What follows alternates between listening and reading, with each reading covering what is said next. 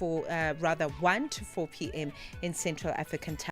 Before we get into that, thank you so much to Lulu Kabu and the team for coming through this afternoon. They are back again, same time right here on Channel Africa, so make sure that you catch them then. Otherwise, what's to come on the show this afternoon? Well, we're talking about scarring, okay? We've all experienced that. Everyone's had a scar, whether it's a little nick or something really major that probably required stitches or scalding from hot water, which is something I've experienced, very, very painful.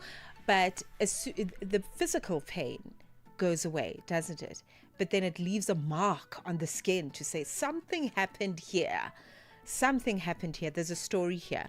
Well, if your scars bother you, and if they bother you that much, it looks like there's all kinds of things that you can explore in terms of how to tackle that, how to get rid of your scars, how to treat the scars. I think with where medicine is going and where technology is going and where medicine and technology meet, there are a lot of alternatives that we can explore in terms of, how to treat scars and how to get rid of them, because sometimes we think they really just are no longer part of the story that we want to continue on with, and we want to get rid of it. So with that said, we are going to be looking at how scar camouflage is helping people regain confidence in their skin. So if this is not something you've heard of, which I've actually thought about before, but I didn't know that it's actually being practiced, using tattoos as a lasting solution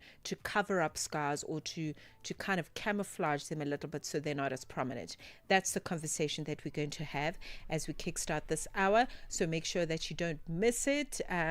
Really looking at matters of beauty, as it were, but looking at scars in particular. In the next hour, we're going to be looking at neglected spaces to urban gems, the rise of township properties in South Africa. Well, I think that's going to be updated. But also, in the last hour, we are going to be talking all things what caught your eye. And I would, for one, love to acknowledge a man who has made history. Okay, he transitioned or passed away on this day in 1999 was the year. He was affectionately known as Mwalimu. I think you already know exactly who I'm talking about. Welcome to the Upside. Get the news, music, and lifestyle of Africa on Channel Africa, the African perspective. Você é fluente em português? É apaixonado por rádio e quer trabalhar na África do Sul? Você tem documentos que o qualificam para trabalhar na África do Sul? Nesse caso, podemos ter uma oportunidade para você trabalhar no Canal África. Envie seu currículo e demonstração para Canal África at newsroom@channelafrica.co.za. Lembre-se, se você não receber alguma resposta nossa em 14 dias, isso significa que você não foi selecionado. Canal África, a perspectiva africana. Channel Africa, your voice, your sound, and your home. Stay logged right here.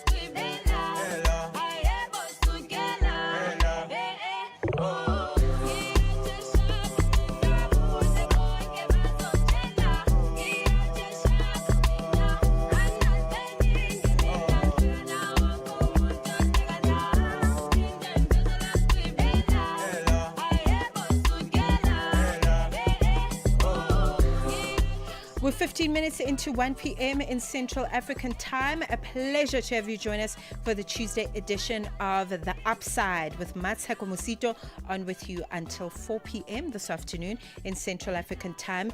Well, did you know that we're live on Facebook and YouTube? Okay, you can now watch the radio show, so do so, and but you can also catch us on satellite, DSTV Audio Bouquet channel 802, on OpenView HD channel 628, across the African region on satellite, channel PAS 10.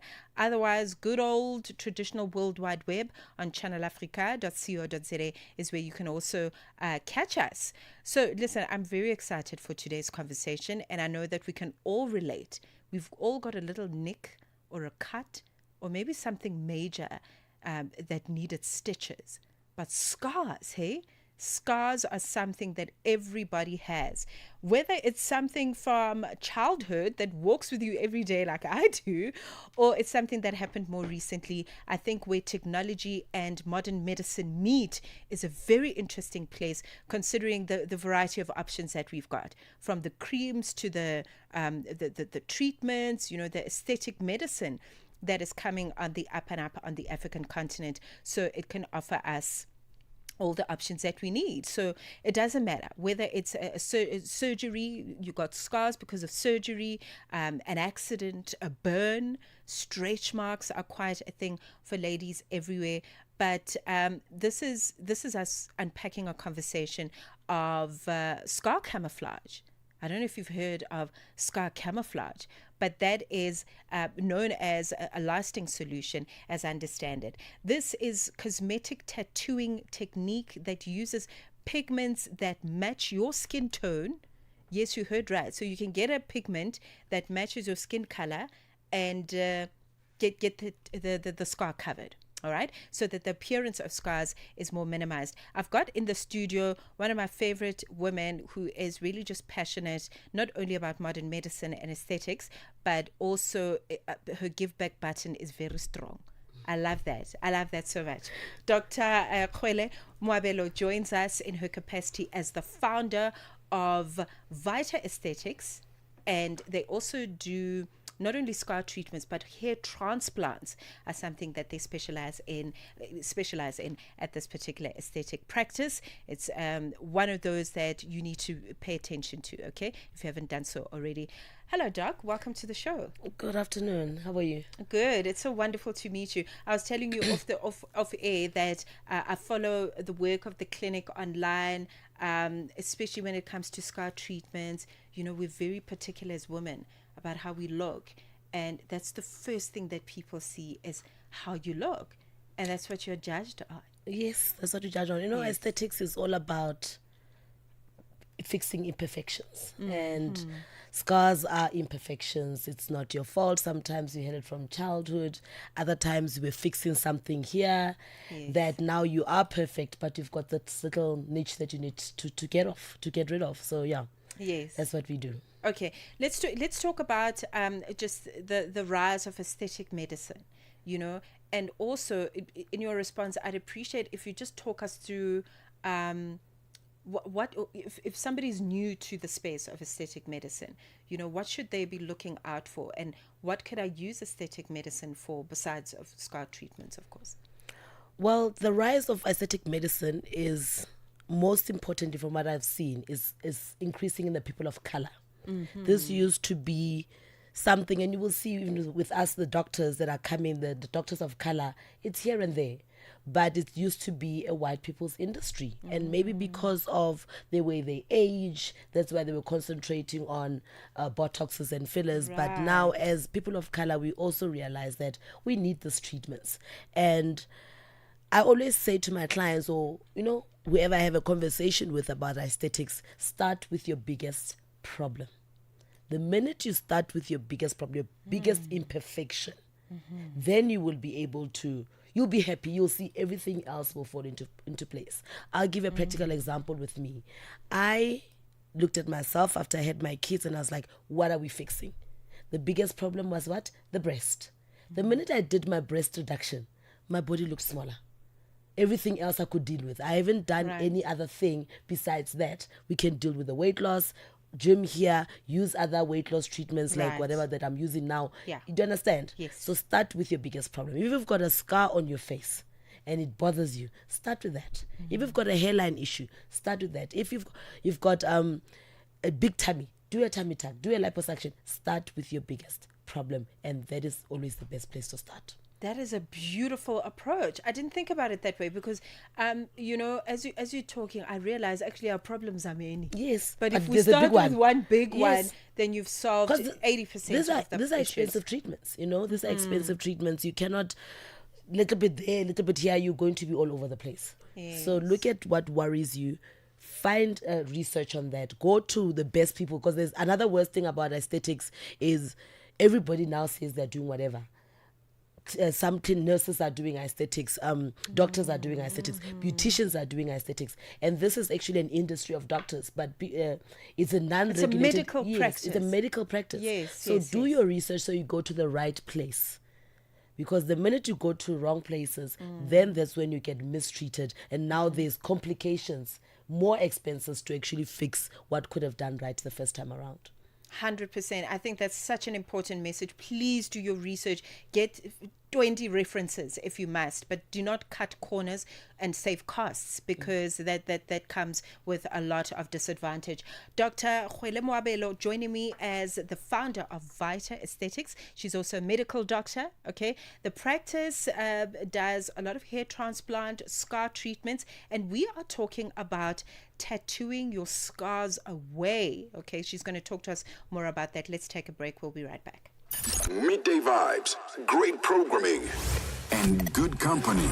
This is Channel Africa. Africa, meet Abedi. Yeah, that's me. Abedi is a music lover through and through. I really love African music. He's got a taste for all kinds of tunes and spends his days listening to Channel Africa. Guess what? He didn't know. Okay. Channel Africa wants to help Abedi and all music lovers everywhere to discover even more incredible music. That is why Africa is calling on all African musicians to submit their music. Musicians, remember to give us all your relevant information. Make your submissions at music@channelafrica.co.za. Submissions are your chance to be heard on radio. But sadly, they do not guarantee that you'll be playlisted. All submissions will be carefully reviewed to see if they meet our station's requirement. Channel Africa, the African perspective. The Upside, 1 to 4 p.m. Central African Time. With Teboholi Kuleni and Mmatsheko Mosito. Only on Channel Africa, the African perspective. 23 past 1 p.m. in Central African Time. Conversations with Dr. Khwale Moabelo. Joining me in studio, she's the founder of Vita Aesthetics and Transplant, and we are talking about scar treatments. So, Doc, there are so many, and this is where the confusion can come, right? So many treatments, so many creams, lotions, ointments, put this. And also you speak about something so important about how non-regulated the space has become. Instagram stores are popping up. You can lighten your scar. You can do this, use this cream. It's only 20 Rand and this, that, and the other. And it causes so much damage to the skin. Let's talk about the good treatments that are out there for different scar treatments, or the most common ones. Okay, yes. With the scar treatments, we need to wait for the scar firstly to be healed. We cannot be working on a scar, do a camouflage or do laser on a scar that is not healed. Yes, creams, we can use creams on scars as they are healing, but we're looking here now at fixing scars that you already have. You have a scar that you've had for 20 years or whatever. Yes. There's somebody who will have a scar for 5 years because they've done a tummy tuck or whatever. So that's what I'm going to concentrate on now. Can you use a cream on that? The scar is already there. Will the cream help? It will take years. You understand? Laser is expensive. Laser is painful. Yes, you can use laser, but it's an expensive treatment. That's when we're bridging and saying let's do scar camouflage. Now, scar camouflage, hear me right, it's not a permanent solution. Oh, it's not. So it will last. The camouflage, the pigment will last for about 2 to 3 years. So it's something that might require a touch up. Right. But the nice thing with the camouflage is it's instant results. We're looking into doing a treatment now. When you get out of the door, the scar is looking better. We might need to do it again, but 2-3 sessions, but the scar looks better the first time around.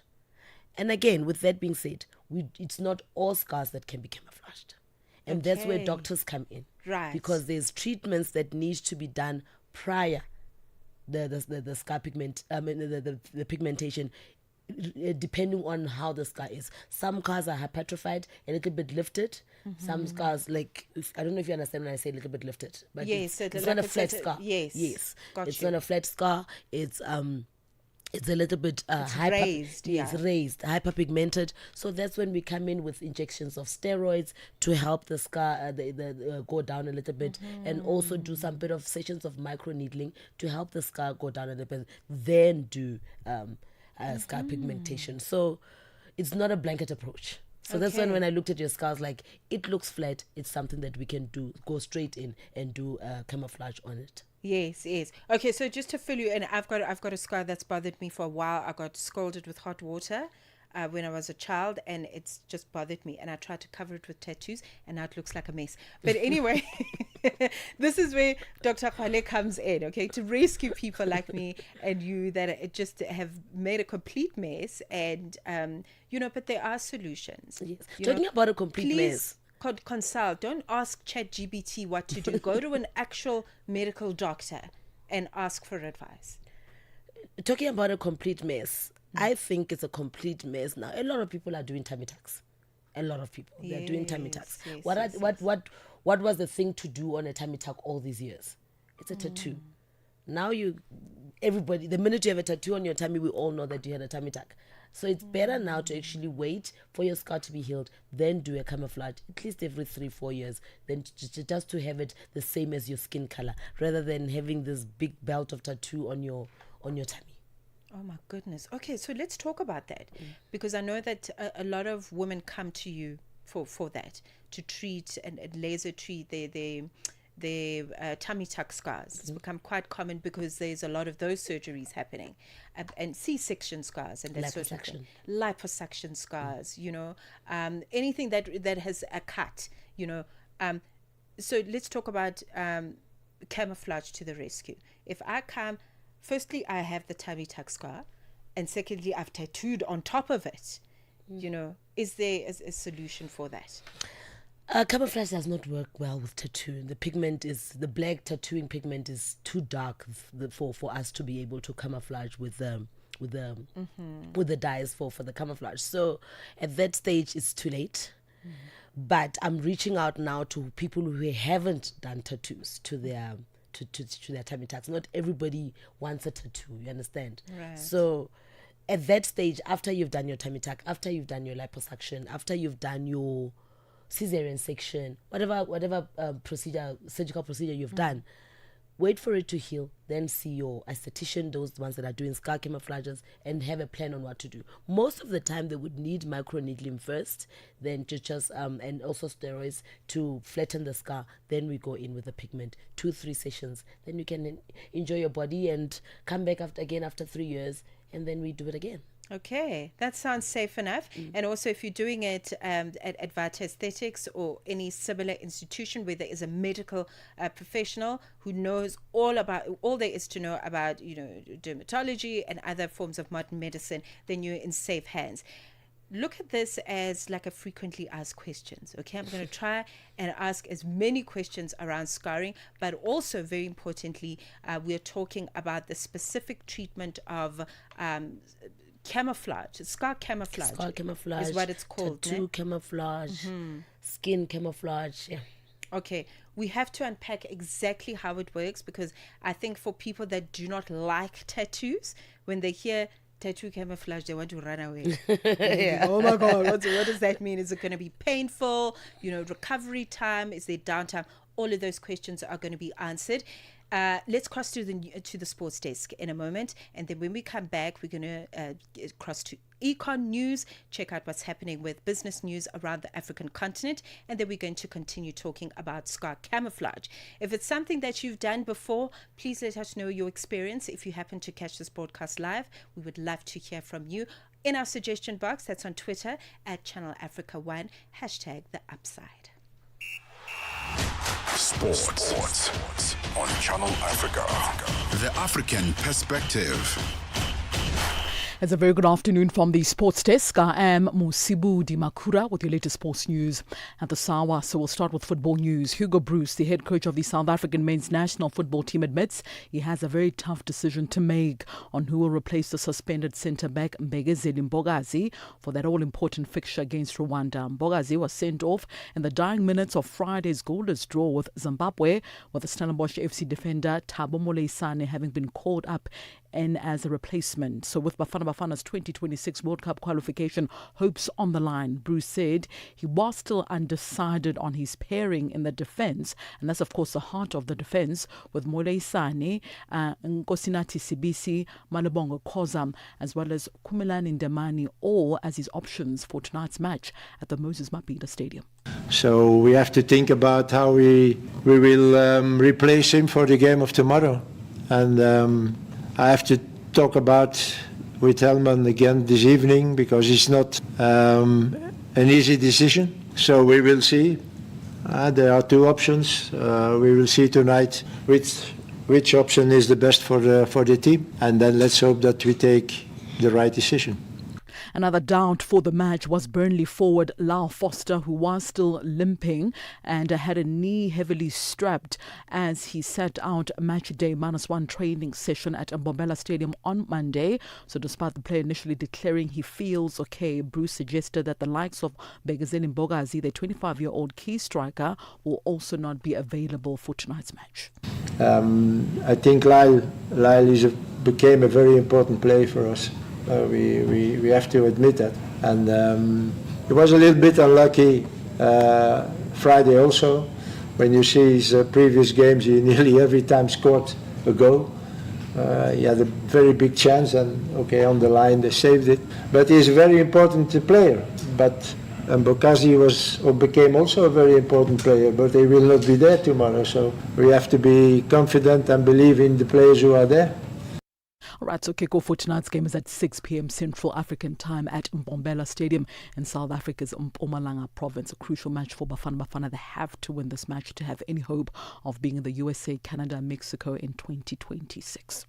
On to some cricket news now. India wasted little time in completing a clean sweep over the West Indies to give Shubman Gill his first Test series win as the captain opener KL Rahul hit an unbeaten half-century as India sealed a 7-wicket win on the 5th morning in Delhi.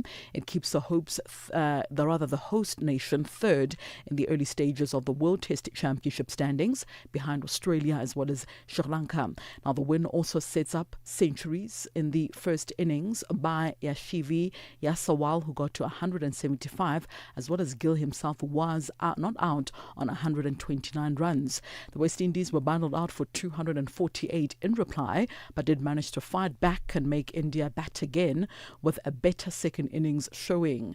John Campbell as well as Shah Hope hit dogged centuries, taking the tourists to 271 for the loss of 3 wickets.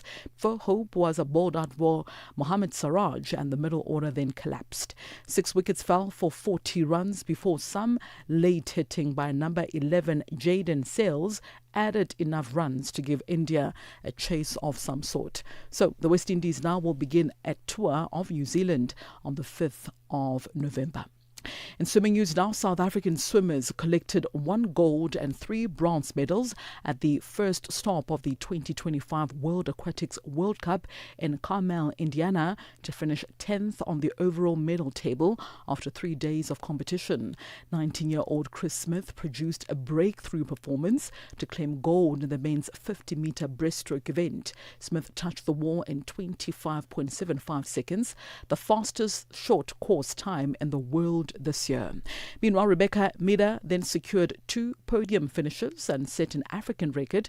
She earned a bronze medal in the women's 200-meter breaststroke, clocking a time of 2 minutes 18.14 seconds behind Olympic champion Kate Douglas, as well as Germany's Anna Elnreitz, who also finished on the podium for their respective countries. And finally, Irish swimmer Shane Ryan has joined the Enhanced Games, which is a multi-sport competition that will allow athletes to use performance-enhancing substances without being subject to drug tests. Now, Ryan, who was born in the USA, competed in 3 successive Olympic Games for Ireland before announcing his retirement from the sport earlier on this month. Ryan joins Team Great Britain Olympic swimmer Ben Proud, 4-time Greece Olympian Christian Golomelev, as well as the US sprinter Fred Curley, in announcing his intentions to compete at the Games next year. So the first ever Enhanced Games are due to take place in Las Vegas in the USA in 2026, with each event awarded a total prize purse of $500,000 as well as $1 million on offer for competitors who go on to break the world records. Well, that is a wrap from the sports desk. For any sports stories you'd like to share with us, send us an email. The email address is newsroom@channelafrica.co.za. Alternatively, give us a call. So that newsroom line is +27 11714 4459. The time has just gone 13:36 p.m. Central African time. I'm back with more sports news in the next hour with Channel Africa Sport. I am Mmatsheko Mosito. Sports on Channel Africa. The African perspective. Hi there. Do you want to elevate your business and give it a voice in South Africa and Africa as a whole?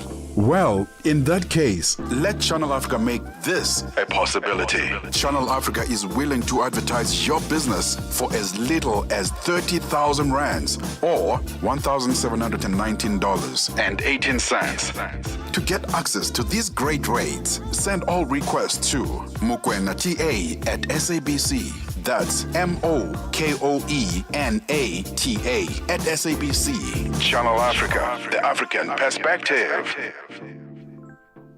13:37. Let's cross to Chandu Godligiage's business desk so he can fill us in on the latest. Business news on Channel Africa. The African Perspective. Thank you, Mmatsheko. Good afternoon. Ethiopia says debt restructuring negotiations with its holders have failed to produce a deal due to ongoing differences over the terms. The East African nation defaulted on its sole international bond in late 2023 after it opted for a restructuring under the G20's Common Work Framework initiative, which requires comparable terms for official sector creditors and commercial bond holders. Ethiopia's government says despite the lack of a deal, substantial progress has been made. The government adds that it hopes talks will resume in the future. South Africa's Deputy Minister of Trade, Industry and Competition, Zuko Godlimbi, has called on local businesses to broaden their horizons, not by looking overseas, but by looking closer to home. Speaking at the opening of the Department of Trade, Industry and Competition's three-day export symposium and expo in Midrand this morning, Godlimbi says one of South Africa's major weaknesses is viewing international markets as being outside the African continent. He urged exporters to strengthen their footprint across Africa. One of our major weaknesses in South Africa, including South African business, is the tendency to think about international markets as outside the African continent. One of the things that we have to get right is to improve the footprint of South African exporters into the African continent.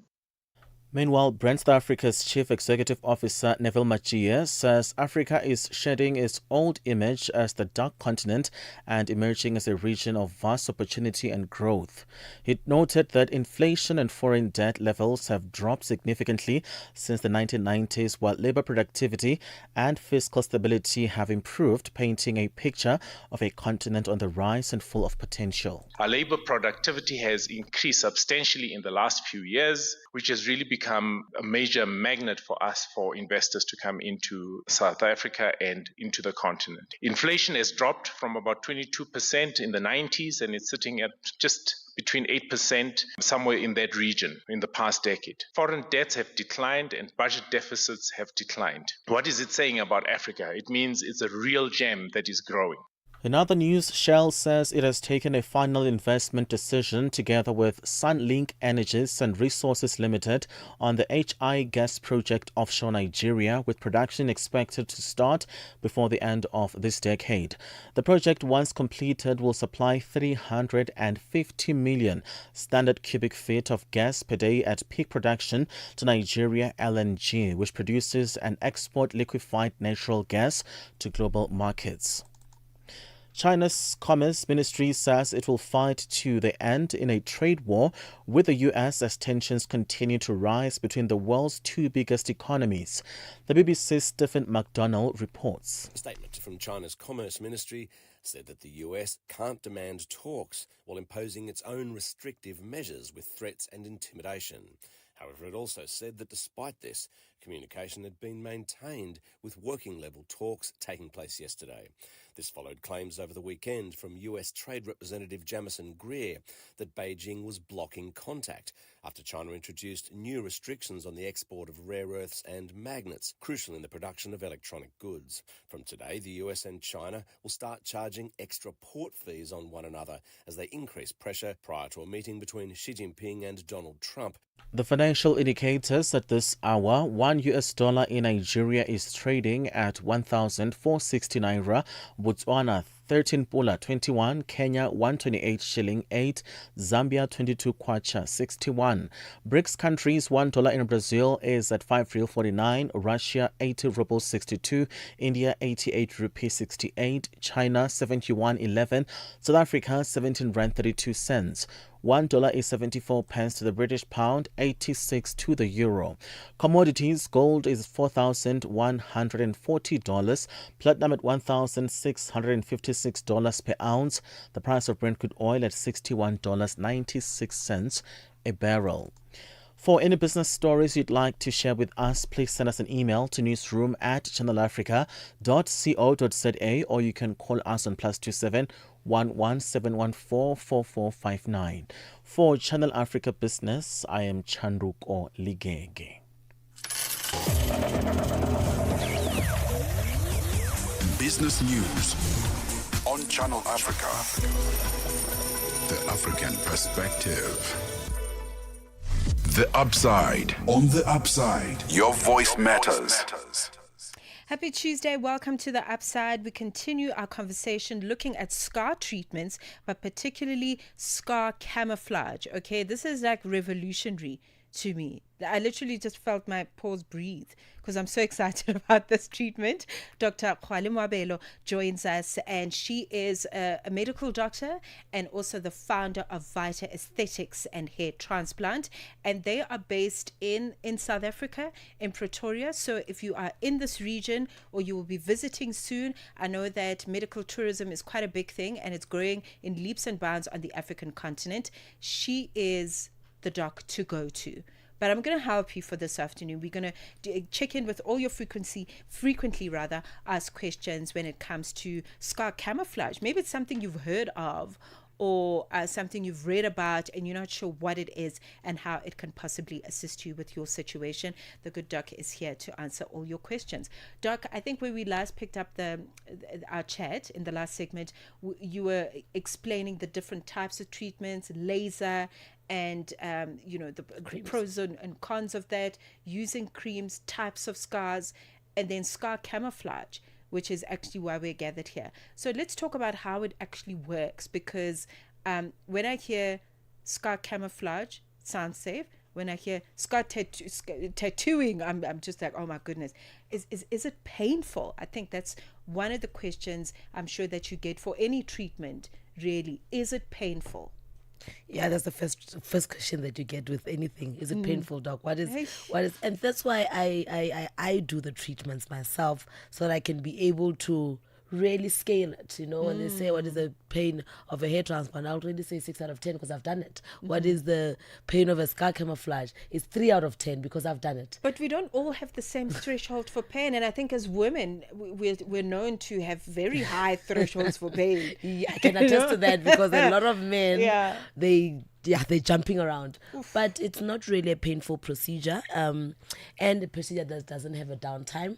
Wonderful. You can get up and go immediately, And what actually this thing is, there's a special tool that we use it's got a little bit of needles that we put a dye in it. We've got a lot of spectrums of dyes of this pigment, so that it can match all different types of skin. And we use AI technology to actually match that. So that we do not miss the color, Yes. Yes. So I love it. we get the same skin color as your skin. Get that dye, then we introduce it just under the epidermis of your skin. So we're not going deep. Introduce it just under the epidermis of your skin in circular motions until the whole area is covered. Then that's why I say immediately you will be able to see the results. Okay, and how many sessions would one need? So if I come in, maybe I've got a pigmented scar on my face. I know that previously, I don't know if it's still a thing, but people used to have a big issue with their birthmarks. Very prominent birthmarks on the face. Very dark and in large areas. How long would it take to camouflage something like that? It's interesting that you mentioned birthmarks, and it's something that we've missed to mention. What scars can get camouflaged? I just want to start there. Yes. We're not really talking about scars of being injured or surgical scars. Birthmarks is a scar. Vitiligo is a scar. 100%. People that do skin lightening and they've got knuckles that are hyperpigmented, they can. So any type of hyperpigmentation, we can do that. Very importantly, stretch marks. People are gaining weight, they're losing weight, giving birth. So stretch marks we can also pigment. So I just wanted to clear that because we really didn't address what. When you say scar, people think of only injured scars. Yes, stitches and yes, that sort stitches. of Yes. thing. So as I've mentioned, stretch marks and everything else that I've mentioned now to say you can get pigmented on that. Okay. So that's wonderful. So you talk about the fact that there's no downtime. So walk me through. I come into the practice. What happens? Do I need to consult and then come back the following week, or how does it work? Okay, you need to consult. You can come in, you consult, walk in, or make an appointment. Then if it's something that, as I mentioned, if it's a flat scar, we can camouflage it immediately. But then, if ever it's a scar that, and it's your second part of the question when you asked, is it a 1 session, 2 sessions, 3 sessions, how many sessions would we need? Yes. It will all depend on the type of scar that you have. If it's a flat scar that just needs, or stretch marks that are flat that just needs to be pigmented, 2-3 sessions is enough. But then once the sky is a little bit lifted, then we're increasing the duration of the sessions, because we have to start with certain treatments first of micro needling and injections of steroids before we can go on to do the pigmentation. So yeah, 2-3 sessions if it's a flat scar, 4-6 sessions if ever it's a scar that is lifted. Man, modern medicine, it's just, I mean, my mind is blown. You mentioned something so important in our first segment about the scar needs to be fully healed before I come in, right? It has to be fully in before you undergo this procedure. So just be extra mindful of that note by the doc. But what kind of aftercare do I need then, because a lot of the time with treatments, you get given certain instructions. How complicated is the aftercare? It's not really complicated. It's not really a complicated aftercare. You go on with your life. There's a special serum that we will give you that will cover your the pigment after we've applied it, cover it up. After 4 or 5 hours, you can just remove that cover and go on with your life. Then that serum, you just apply it to the pigmented scar. I mean the camouflage scar. What will happen in the few days that you come, there will be redness, obviously, a little bit of scabbiness coming off, because now you are healing. Then after the healing, which takes about 21 to 30 days, then your scar will be totally healed. You're good to go. You can You're show good to go. off your gorgeous Yes. skin, darling. Yes. Love it for the people that are able to catch this broadcast. It is so important. And I think perhaps I'd like us to tap in a little bit psychologically, Doc. You see a lot of women, and we have many struggles. Our scars carry such big stories, stories of trauma, pain, domestic violence, accidents, childbirth. Sometimes there's painful stories of the mom having the scar but no baby. Yes. So there's a lot going on psychologically. So do you have any advice for people that come to you, just generally? What would you advise in terms of healing yourself internally and then coming for this kind of treatment? Because as I'd mentioned when we started talking, that we want to be beautiful. We want to, it's about the aesthetics. It's about what it looks like. It's not that we are inherently sick and lying on our in bed in hospital, but we want to look good and feel good. I was about to say feel good. And feel good from the inside out. So what's your advice? With any trauma, you need time, right?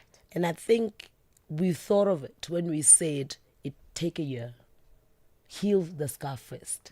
So in the scar healing physically, what is happening to you emotionally? Post-traumatic stress disorder, you're dealing with it. Some people are even more insightful to go and seek psychological or psychiatric help about any trauma that they have. So in that year, you're not only dealing with your physical scar, healing your physical scar, but you're actually coming into terms with what happened. But in my consultation room, honestly, once I see that this scar is not really, it's not a simple scar. We need to touch base and say, what happened? How did you get the scar? Then we deal with, there's a lot of tears in my consultation rooms, from the hair loss to the scars to the weight. There's just a lot of reasons why people want to get rid of or have what they have. So me being a doctor, psychosocial approach, that's what I use. So I will be able to then tackle and help them to deal with and know where to refer them to. If I see here there's a lot of pain for this, there's a lot of undealt issues with that while dealing with the scar. I love that. What's your approach? Psychosocial. We call it a biopsychosocial approach. Oh, I love that. Biologically, we're healing. Psychologically and socially, the people around you, your family, your extended members, are they also helping you deal with this thing? Psychologically, your own mental health. Biologically, the medication that I'm giving you. So you need to heal a person biopsychosocially. Right. It's like a holistic approach. It's a holistic approach, yes. And that's what medicine has taught us. Oh, that is beautiful. I love that. And also it's that's very important because you might be able to camouflage my scar, and but if I haven't dealt with what happened to me, really it's significant. It's neither here or there. Whether I look good or not, you would still not be able to open up that camouflage. You'll still be, that's why doing a tattoo over a scar is not really a solution, because you're still going to feel conscious about it. So you need to deal with it in the mind as well. That is very true. Oh my goodness. This is more than just scar treatment, okay? It's also just empowering you. You are actually in the business of empowerment. You realize that, Doc? I'm in the business of fixing crowds. You are actually fixing the country, one person at a time. Okay, let's talk about where we can find Vita Aesthetics. I know you have a very active social media space. So walk us through where we can go there, and also, how we can find you and consult. Okay, my clinic is in Pretoria East in Waterkloof Ridge. We are open Monday to Saturday from 8 until 5. Our handle is vita.aesthetics. That's where you can find the clinic page. My personal page is Dr_Hwale, and on the bio there's the link of the clinic is there, and also the landline for the practice is 012-658-0138. All the other information is on the bio, vita.aesthetics. Okay. And if you go on vitaaesthetics.co.za, oh yes, I mean you get all the information. And man, that's such a beautiful image of a very successful story of a hair transplant that you can see there. But all the information about who Vita Aesthetics is, the treatments available, there's a hub, you can shop there. Everything you need is on there. And of course, you can book a consultation, which I highly recommend. And all roads lead to Vita Aesthetics for the summer of 2025. Yes, let's fix our scars, guys. Let's fix our scars. I'm definitely coming. Listen, I want to look good. You have to. I want to look good. And I'm so excited. Doc, thank you. It was wonderful to have met you in person. Oh, thank you for having me. All the best. And really, I've said it in jest, but it's really such important work that you're doing for the Feminine Collective, and best wishes. Thank you so much. And to your listeners as well, thank you for listening to me. Thank you. Okay, 6 minutes to go till it is 2 p.m. in Central African time. We are on Open Views Audio Bouquet. Channel 628. Annie Kalonji sur Channel Africa.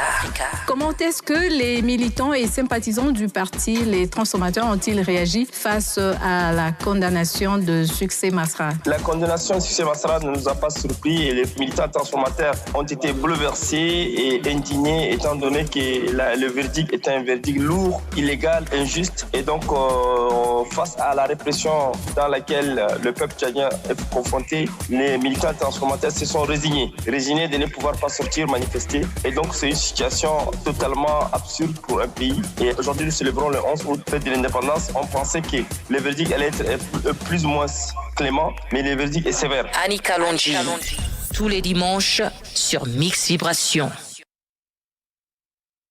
The Upside, 1 to 4 p.m. Central African Time. With Tebogo Likuleni and Mmatsheko Mosito. Only on Channel Africa, the African perspective.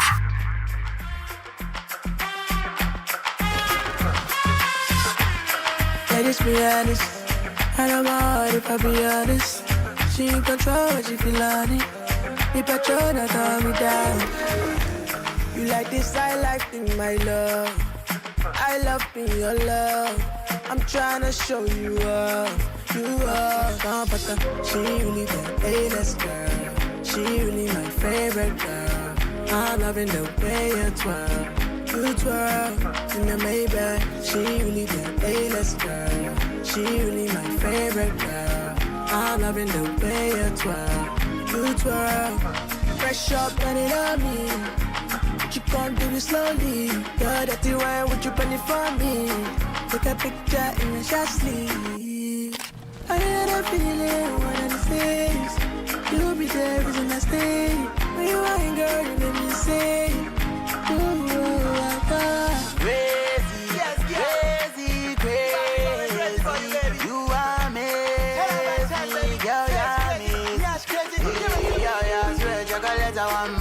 say your love if it make a man fight. But I get hold up, who better than? Bring a mound, my girl fine like it at a bang. I like the way she boogie down. Give me booty bounce, make a elevator finance. Pussy and pressure, give her that girl later. Sharp like saber, my girl so fine. Give me that one. I like the way you twirl.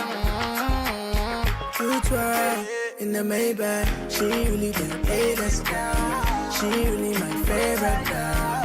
I'm loving the way you twirl. You twirl. Fresh up and it on me. You can't do it slowly. The dirty wine, would you burn it for me?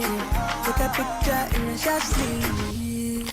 I had a feeling, one of these things. You'll be there, isn't that thing? When you ain't girl, you make me sing. Yeah, you're pretty, my girl. Turn up the night, turn up the dance floor. I should ride the motorcycle.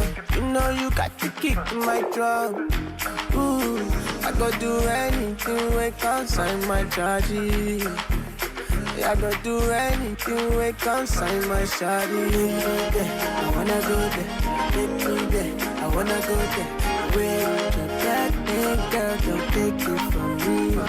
Oh, but she really the latest girl. She really my favorite girl.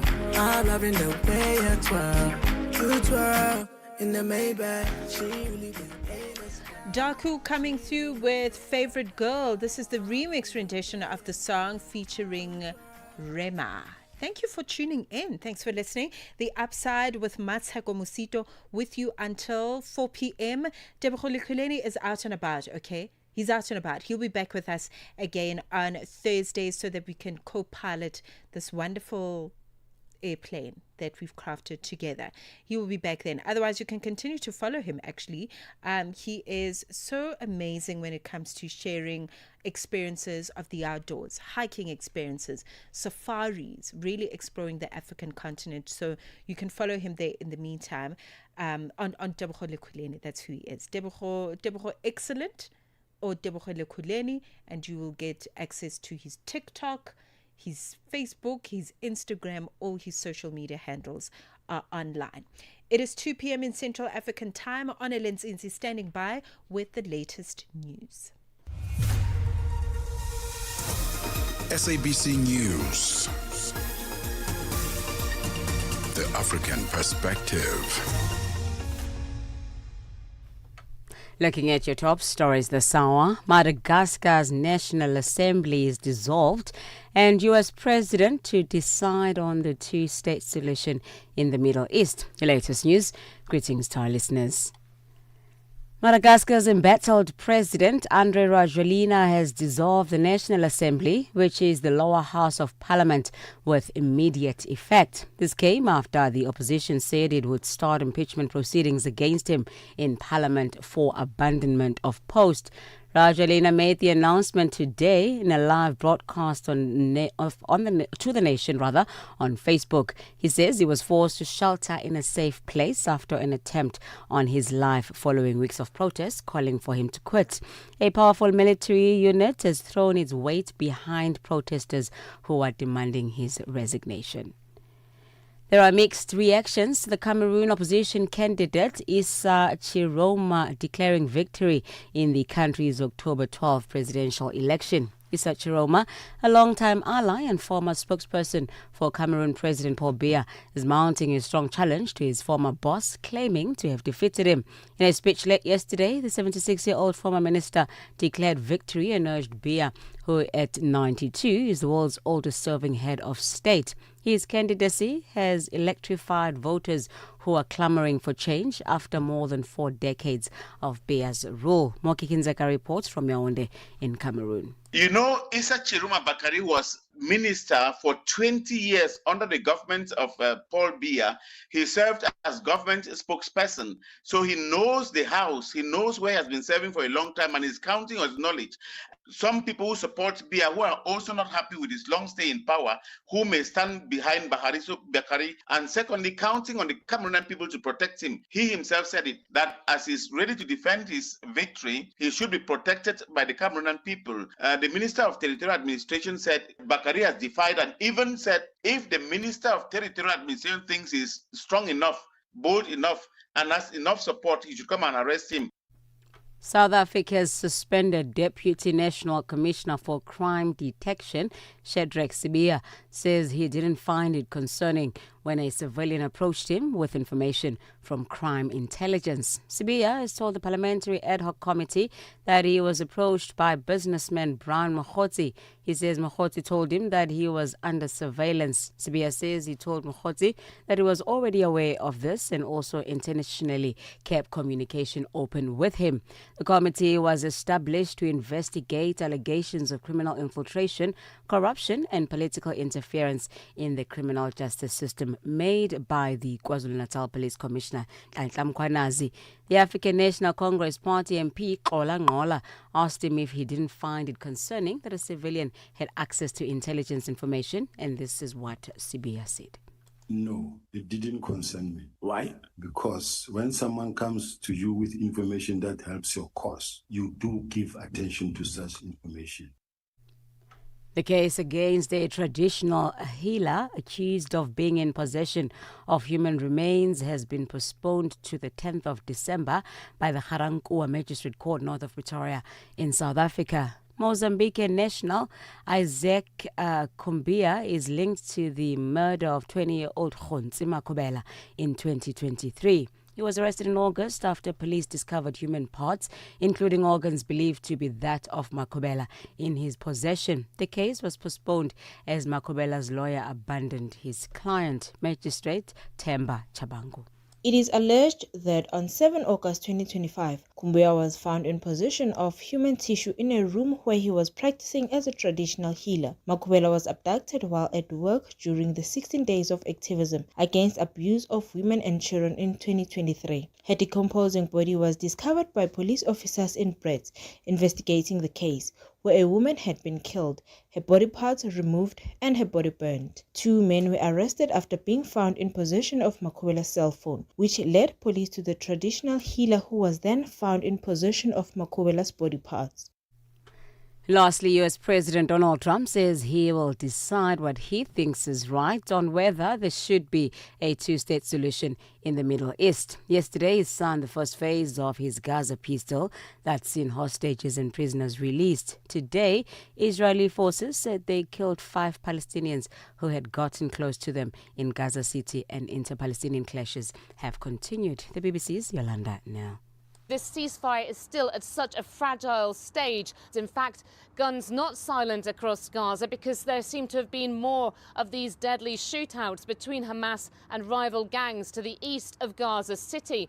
And also there's footage showing Hamas gunmen apparently executing several men in the street after Hamas accused them of collaborating with Israel. And that is really underscoring how there is this security vacuum that has opened up in Gaza, and Hamas is back there reasserting its authority, and that is extremely worrying for President Trump's 20-point plan because it foresees the disarming of Hamas.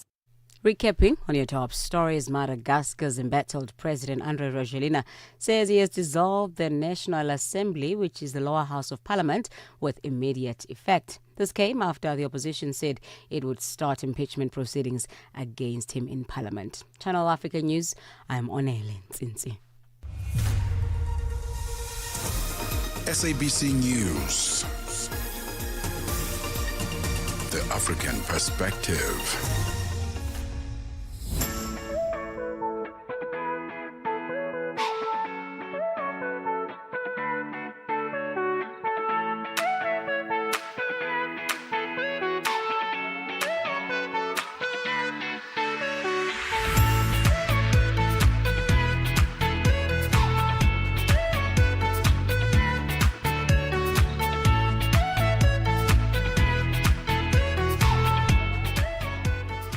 We're 7 minutes into 2 p.m. in Central African Time. Thank you for staying with us here on Channel Africa, The Upside. Welcome, dear Upsider. Welcome to the show. If you've just started listening, a pleasure to have you on board. This is the second hour of the show. We're in each other's company until 4.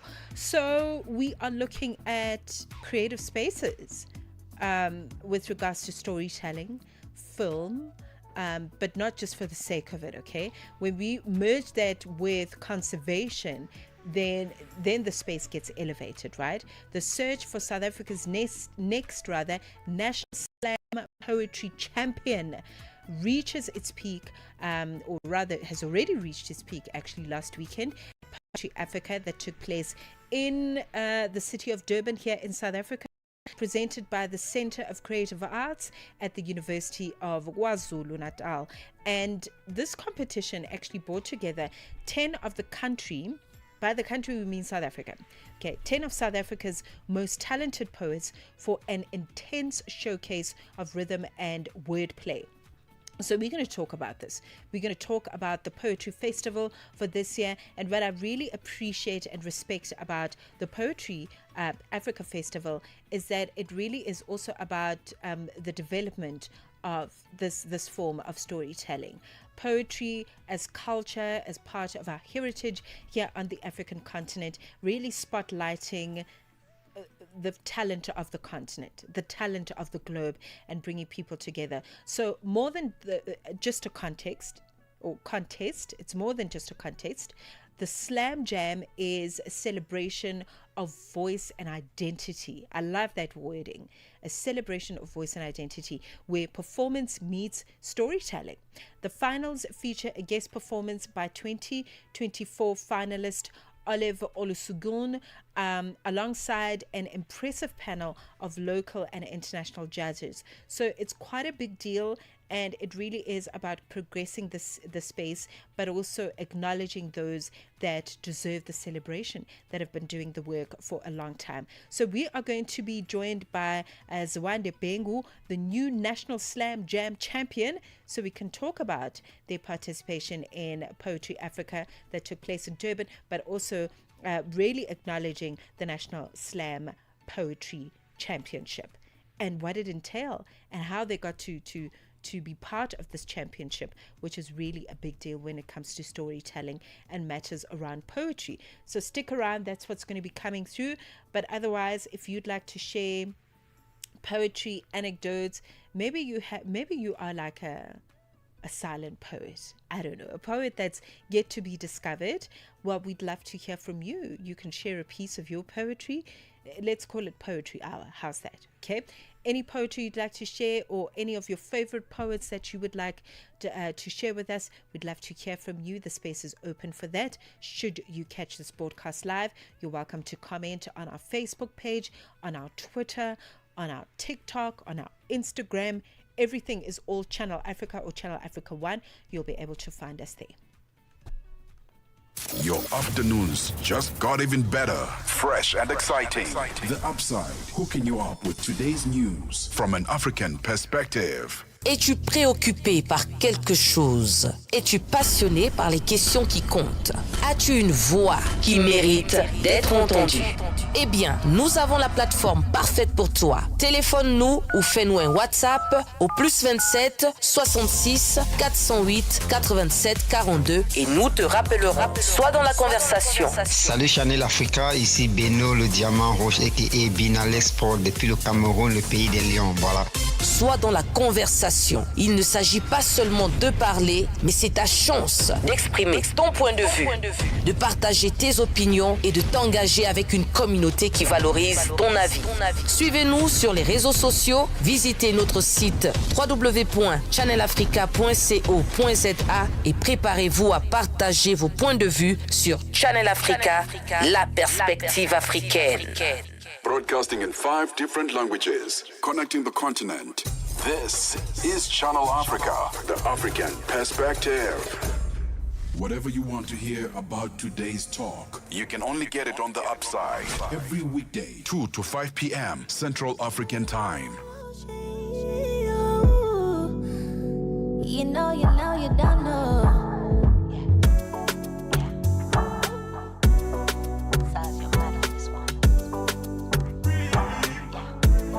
It's a song about it. Love is a drug, and I'm addicted. Pull up, show up, and handle business. Love is a drug, and I'm addicted. Pull up, show up, and handle business. Give me love, oh, baby, give me, make her calm down. Give me love, oh, cause I really need it right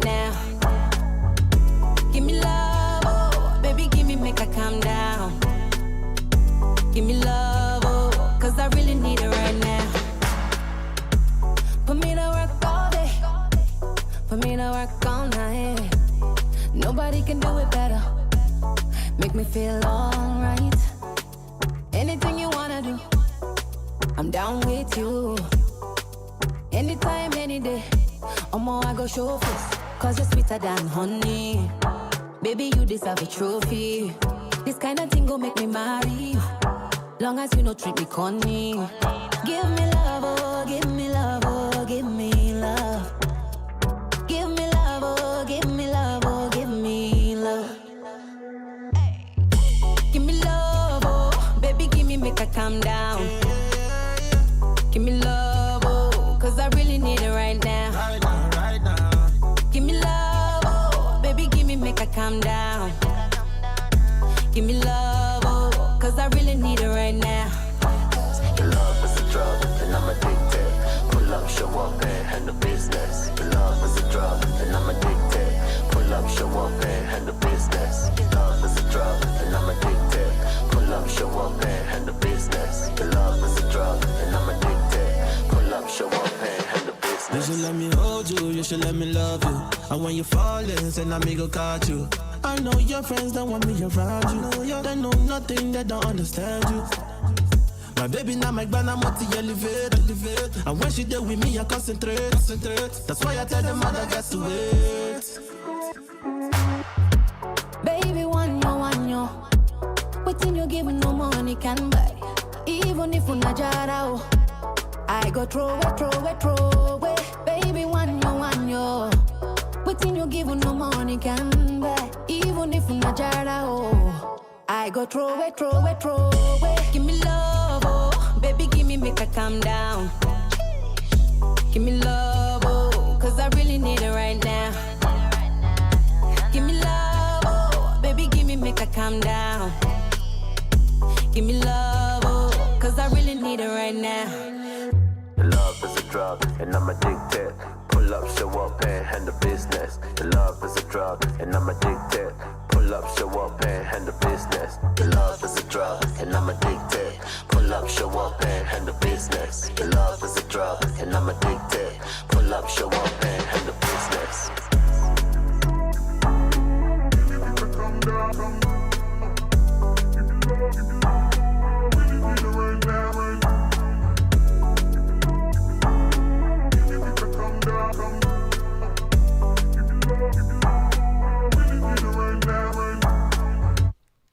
15 minutes past 2 p.m. in Central African Time. Sevishay coming through with Gimme Love. Thank you for being here. This is The Upside, exclusive to Channel Africa. Every Monday to Friday, we are here between 1 and 4 p.m. My name is Mmatsheko Mosito, hosting the space for you until 4 this afternoon. Well, the search for South Africa's next national slam poet champion has reached its peak, as I'd mentioned earlier, and all of this took place at Poetry Africa in the city of Durban. It was presented by the Center for Creative Arts at the University of KwaZulu-Natal. The competition also brought together 10 of the country's most talented poets for an intense showcase of rhythm and wordplay, and it sounds like it was quite a spectacle. The semi-finals took place earlier in the month of October, and this was followed by the finals that took place on the 11th of October. And as I understand it, there was big prize money to be given away, which is always a good thing, isn't it? More than just a contest, the Slam Jam is a celebration of voice and identity. I just love saying that, where performance meets storytelling. And of course, the finals get to be featured as guest performers for by the 2024 finalist Olive Olusegun, amongst others. But right now, I have the pleasure of connecting with Zewande Bengu, the new national slam poet, or slam jam champion, as she is known. Welcome to the show. Thank you very much for joining in. Thank you for having me. Thank you. Thank you so much, Zewande. Congratulations on being crowned South Africa's new National Slam Poet Champion. How do you feel? How do you feel about this recognition? I think for the most part, because I had stayed away from the competitive poetry space, this win for me feels validating, that there's, that I still got it.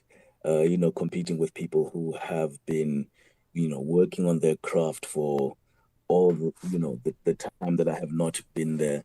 So yeah, it's also quite humbling, the people that have found nuggets in my win as well. The take home generally being that if I can come back to it and win it, you can return to writing and performing as well, no matter how long you've been away.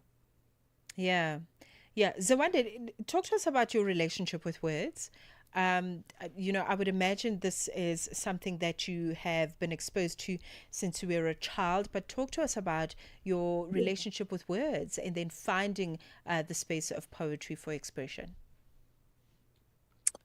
I was fortunate enough that when growing up, my mother was a teacher, and she's always valued education, and as part of that, I grew up reading. She would bring me books, and of varying levels as well. So I grew up being an avid reader as a child, and then I think once I got to high school and started really kind of forming my own thoughts around, creativity, I started writing a lot more and exploring that in my own ways. So I found that words and writing and literature became a way for me to express my thoughts and feelings about the world, about my own mindset and mental and mental health, um, just to speak back to the world as per my experiences of it as well. So yeah, literature has been a significant part of how I express myself and my thought, for sure. Poetry is not only becoming popular, Zawandi, I think also just with the popularity of social media spaces as well, Yeah. TikTok on the up and up, Instagram, it's not only becoming popular for the sake of it, but there's a lot of healing, can I call it that? There's a lot of healing that's happening in those spaces. Poets like yourselves and others on the African continent are really opening up about and holding mirrors up to everyone about what's happening, especially within ourselves and how we view ourselves and how we tell our own stories and how we pass down information and how we preserve language, heritage, and culture. Talk to me about the excitement around the resurgence of poetry as you see it. I think in South Africa there was a moment when we saw poetry as a space as the seedling of an industry that it is. We saw it kind of go down, especially in 2020 when we were hit with with corona and everything was kind of shut down. There were no spaces that were really open for for people to come in and gather again, whether it was slamming, whether it was just for the sake of sharing. So this resurgence of it is really exciting, because then a lot of people who were holding their work back are able to find and create those spaces again. And I think it took a bit longer than other industries, because we, as the poetry space, it's budding as an industry, so it's not quite as popular. So it took quite a little bit of time, but I think that now that we are here, it's such a pleasure to watch new writers and to experience their work and what they're thinking of the world. And I think also the spaces that they are creating as well are pretty exciting, because they're setting new boundaries. They're setting new platforms that I foresee lasting for quite a long while. So for me, it's quite exciting, and I look forward to being a part of all of those spaces as much as I can, in my own path, having rejoined the space as well. Okay, sounds very exciting. On the line with me is Zawande Bengu. He is a slam poet, and he's a champion as well, is actually what I wanted to say. We really are talking about the new National Slam Jam Championship that took place, that he won. And we're going to take a quick break. When we come back, I want us to really explore his writing, the themes that he explores in his work, and also how much of that filtered into the work that he put forth for his championship. We're back after this. No matter where you are, Channel Africa is always with you. The Midnight Snack, 12 to 3 a.m. Our fitness coach, her name is Yvonne Dimakatso Pasha. How to remain consistent with gyms, Dima, and I'm going to put you on the spot right now. As we are talking, I will send you my picture and I want you to tell me what you think I should work on. Because, you know, when I look at myself, Dima, I think I'm very handsome. I'm so good looking, like, oh my goodness. Like here at Channel Africa where I work, I think I'm one of the most good looking people ever. Like sometimes when I look at myself in the mirror, I never get used to how good I look. I'm just amazing. You're okay with the way you're looking. You wish people could and now you want to put me on the spot. Do I need gym? Yeah. I mean, if you can just consider eating healthy, cutting down a few food stuff such as junk. The Midnight Snack, every Monday, 12 to 3 a.m. with Chanduko Ligege. They talk about what Africans say about Africa. Thank you very much for staying with us. Zawande Bengu on the line with me, and he's joined me in his capacity as the new National Slam Jam Championship. Zawande, let's talk about platforms like Poetry Africa. You know, what do these platforms mean for your work as a poet?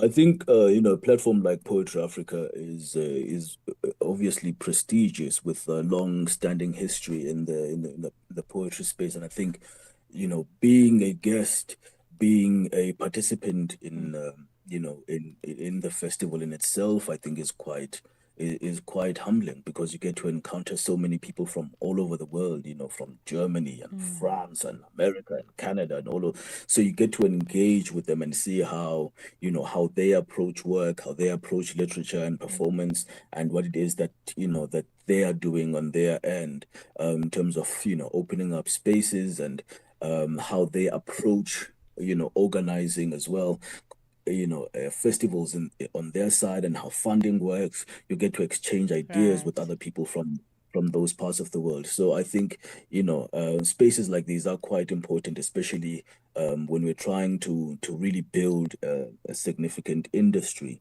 that is recognized a lot more than it is now. Okay, beautiful. Yeah.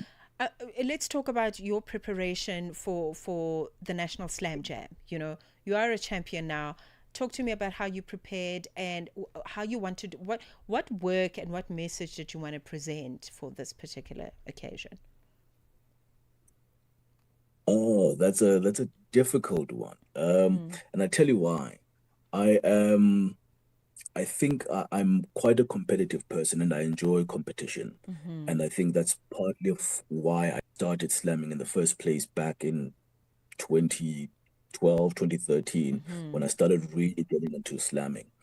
So for me, I looked at it more like boxing, in a way, where I have to prepare for each round and know what might get me through to the next round, and in those ways. So there was not a general message that I wanted to get across, but I wanted to put out work that was significant to where we are, socially speaking, as well as present a diversity in my work as well. So by the time the judges kind of get to it, they go, oh, that guy is great in these aspects, in these 1, 2, 3 aspects, but also is presenting diverse work, so it's showing versatility.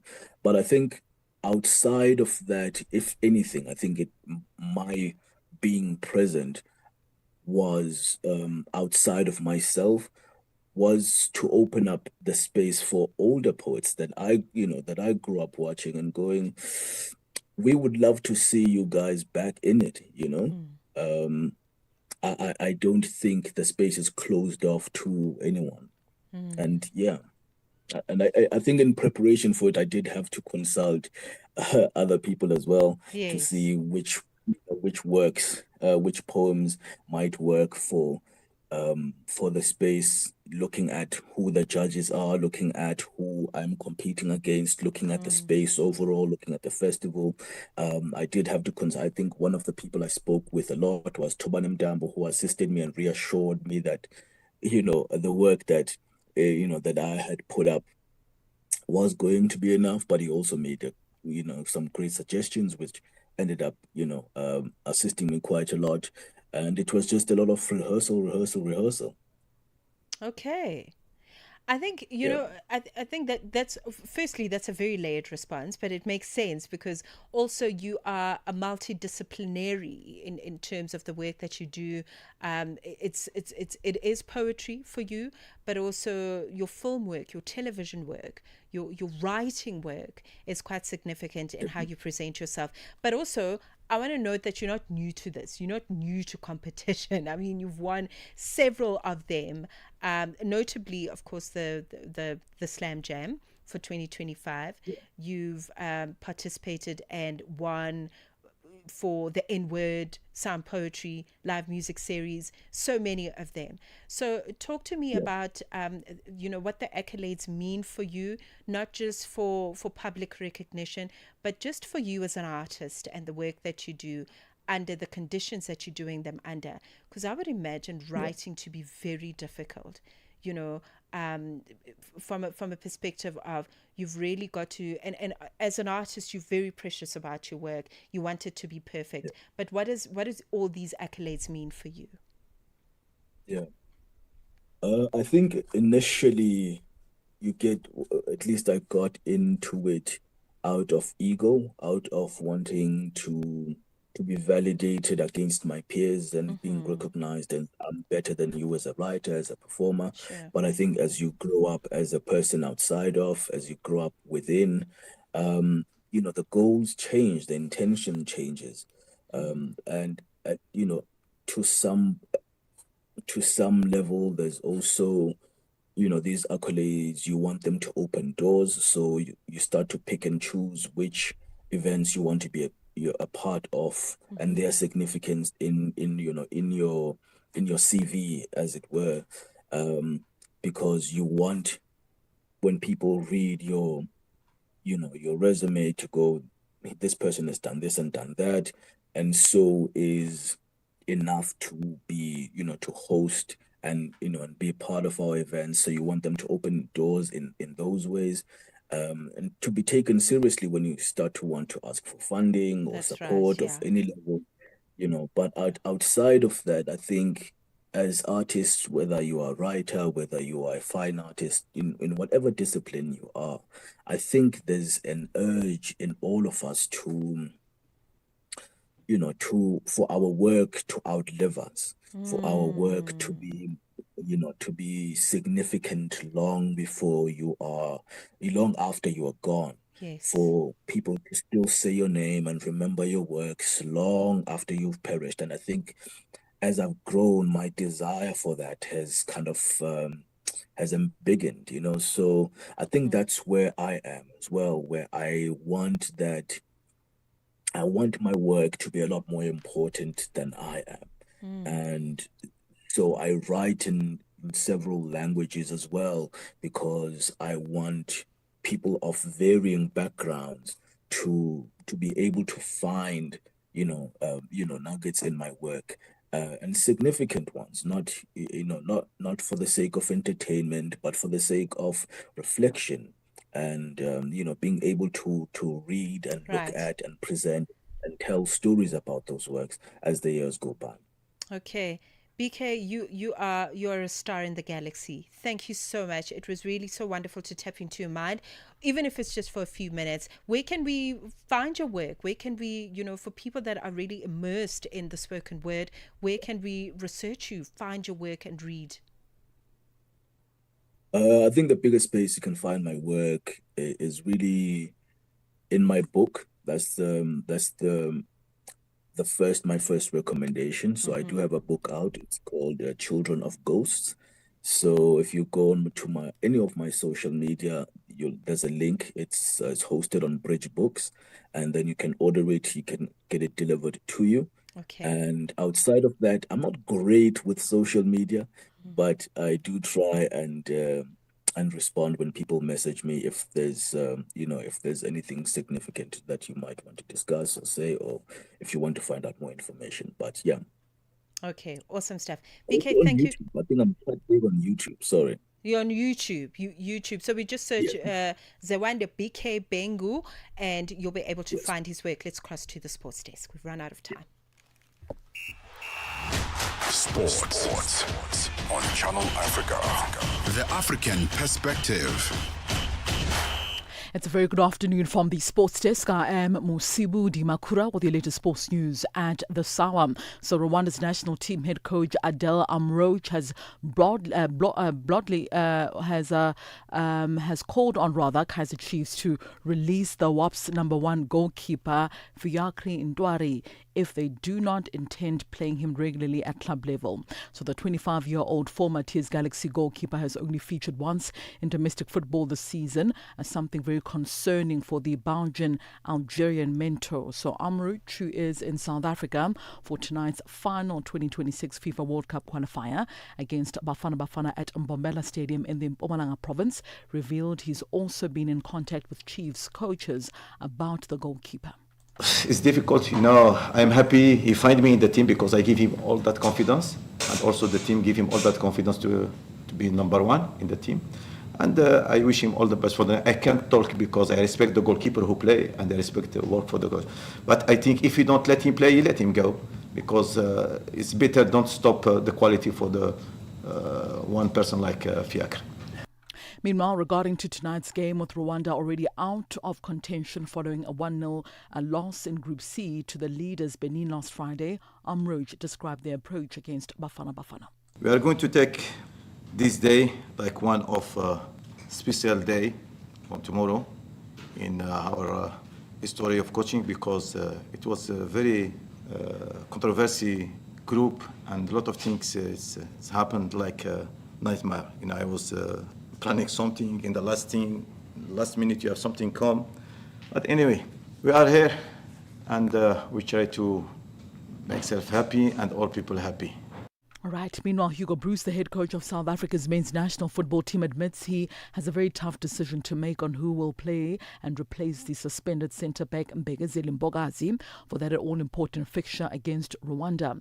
Mbogazi was sent off in the dying minutes of Friday's goalless draw with Zimbabwe, with Stellenbosch FC defender Thabo Moleisane having been called up as a replacement. So, with Bafana Bafana 2026 FIFA World Cup qualification hopes now on the line, Bruce said he was still undecided on his pairing in that heart of defence with Moleisane, Nkosinathi Sibisi, Malebongwe Khoza, as well as Khumulani Ndamani as his options. So we have to think about how we will replace him for the game of tomorrow. And I have to talk about with Helman again this evening, because it's not an easy decision. So we will see. There are two options. We will see tonight which option is the best for the team, and then let's hope that we take the right decision. Meanwhile, another doubt for the match tonight is Burnley forward Lyle Foster, who was still limping and had his knee heavily strapped as he sat out match day -1 training session at Mbombela Stadium on Monday. So despite the player initially declaring he feels okay, Bruce suggested, just like Mbegazeli Mbogazi, the 25-year-old key striker will also not be available for tonight's all-crucial matchup. I think Lyle became a very important player for us. We have to admit that. And he was a little bit unlucky Friday also.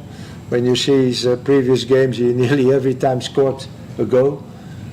He had a very big chance, and on the line they saved it. But he's a very important player.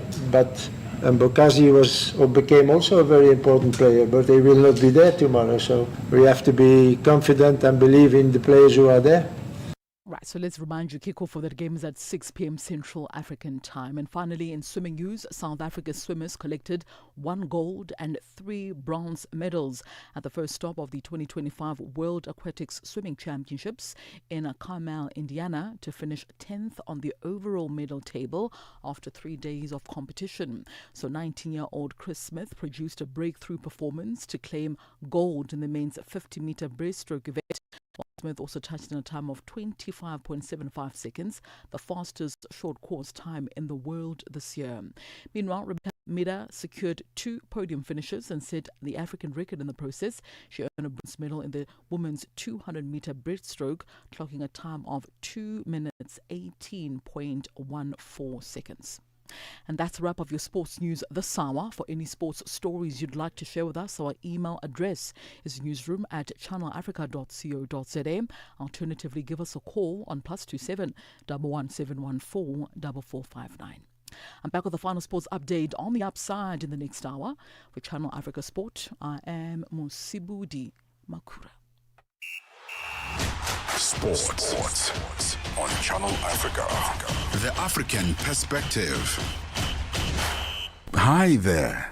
Do you want to elevate your business and give it a voice in South Africa and Africa as a whole?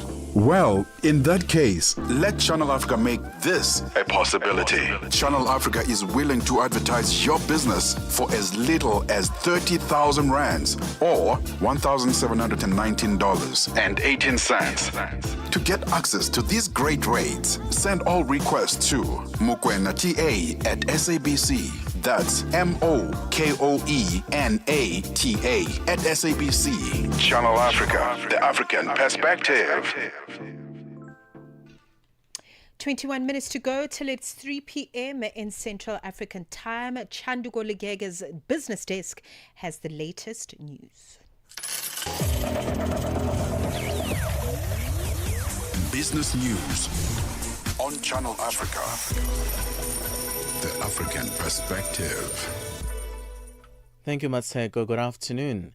Ethiopia says that debt restructuring negotiations with its bondholders has failed to produce a deal due to ongoing differences over the terms. The East African nation defaulted on its sole international bond in late 2023 after it opted for a restructuring under the G20's Common Framework Initiative, which requires comparable terms for official sector creditors and commercial bondholders. Ethiopia's government says despite the lack of a deal, substantial progress has been made. The government adds it hopes talks will resume in future. In other news, Libya's central bank says it has authorized the printing of 60 billion Libyan dinars, 11 billion to ensure cash liquidity was available in a balanced and stable manner. According to a statement by the bank, about 25 billion dinars of the total has been received and distributed to banks, while 14 billion dinars was expected to arrive from overseas before the end of the year. The remaining 21 billion will be imported in 2026. Libya has substantial oil wealth but has suffered from liquidity shortages for years, meaning residents often have to line up outside banks to withdraw cash and collect salaries.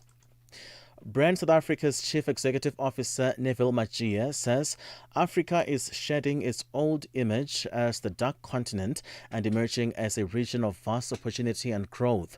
Speaking at the opening of the Department of Trade, Industry and Competition's 3-day Export Symposium and Expo in Midrand today, Mmatsheko highlighted Africa's rising middle class, youthful population and improved economic fundamentals as key drivers attracting investors to the continent.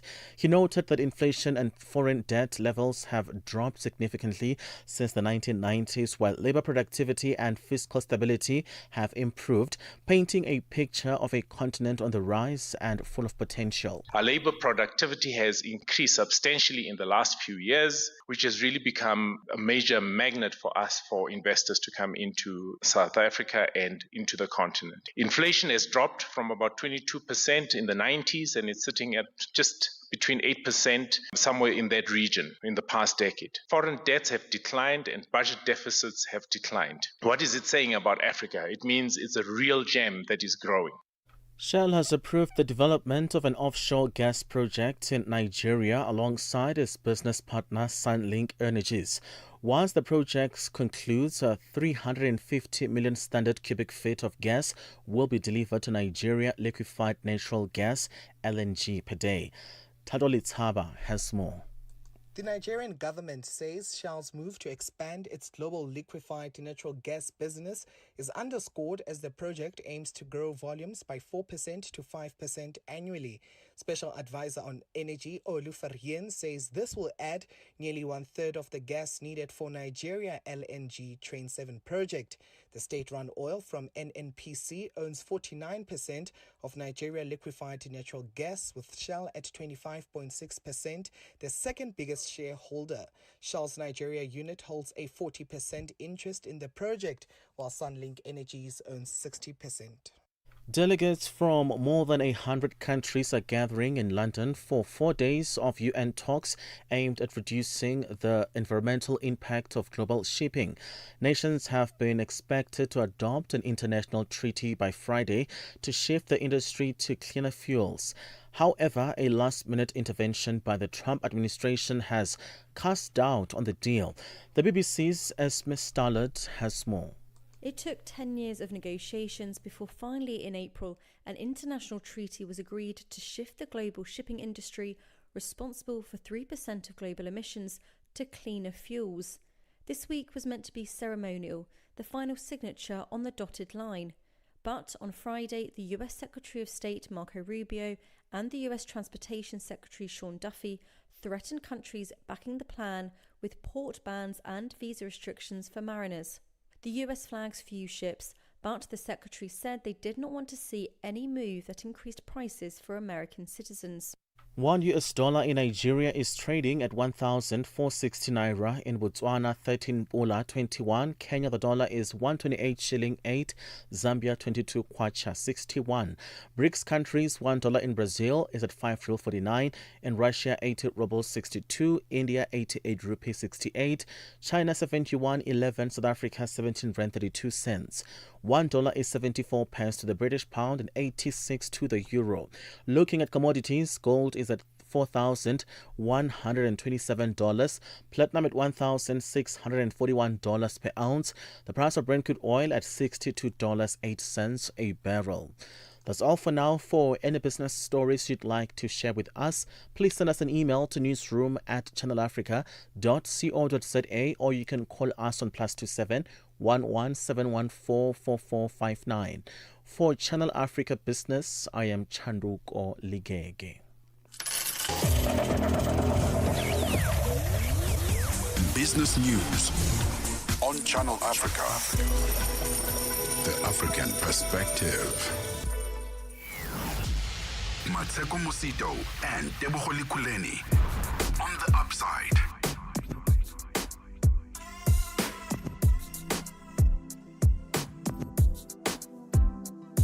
Yeah, jiggy jiggy, heavy heavy. All the girls love me, oh, like money. Call me jiggy jiggy, heavy heavy. All eyes on me. Machiavelli, girl, you got me spitting, yeah, yeah. Doing 240 on Lecky Ekpe. With it top down, no do gra gra. You be drinking and the dirty money is stinking. Girl, you got me spitting, yeah, yeah. Doing 240 on Lecky Ekpe. With it top down, all the shit, bio.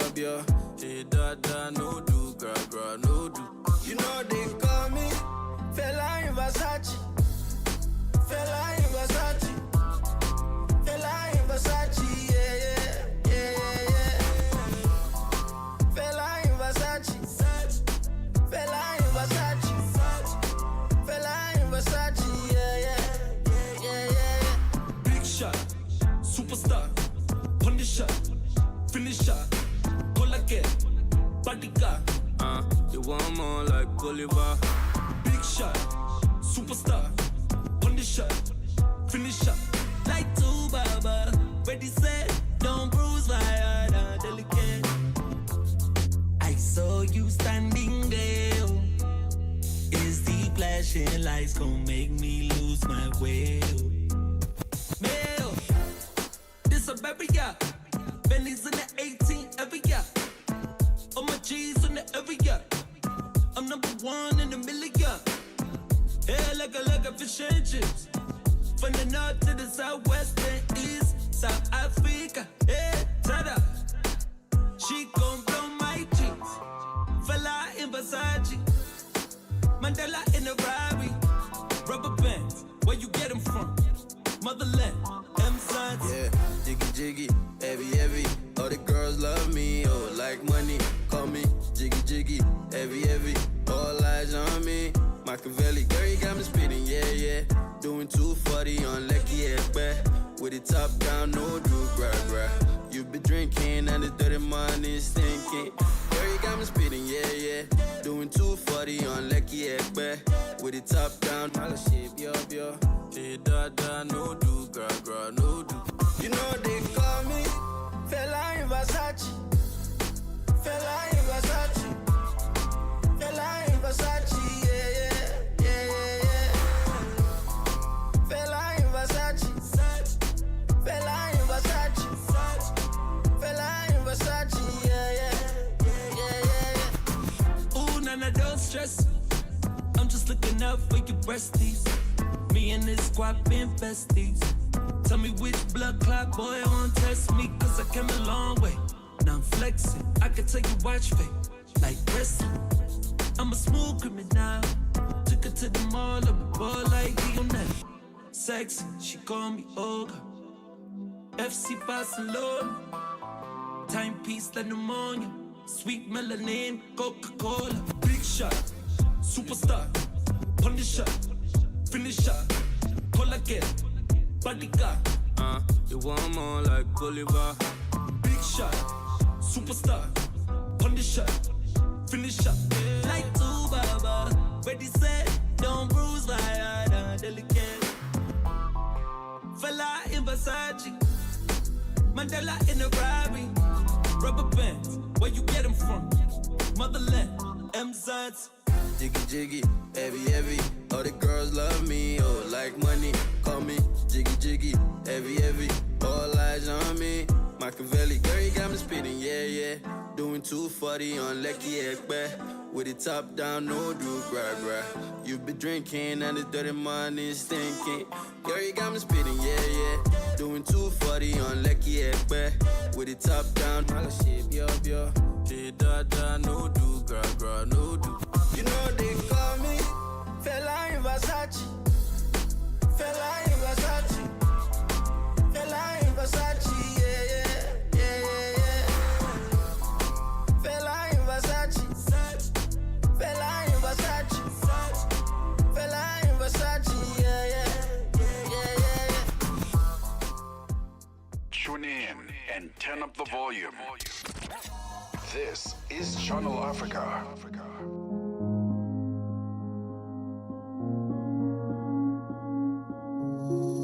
Flip the music.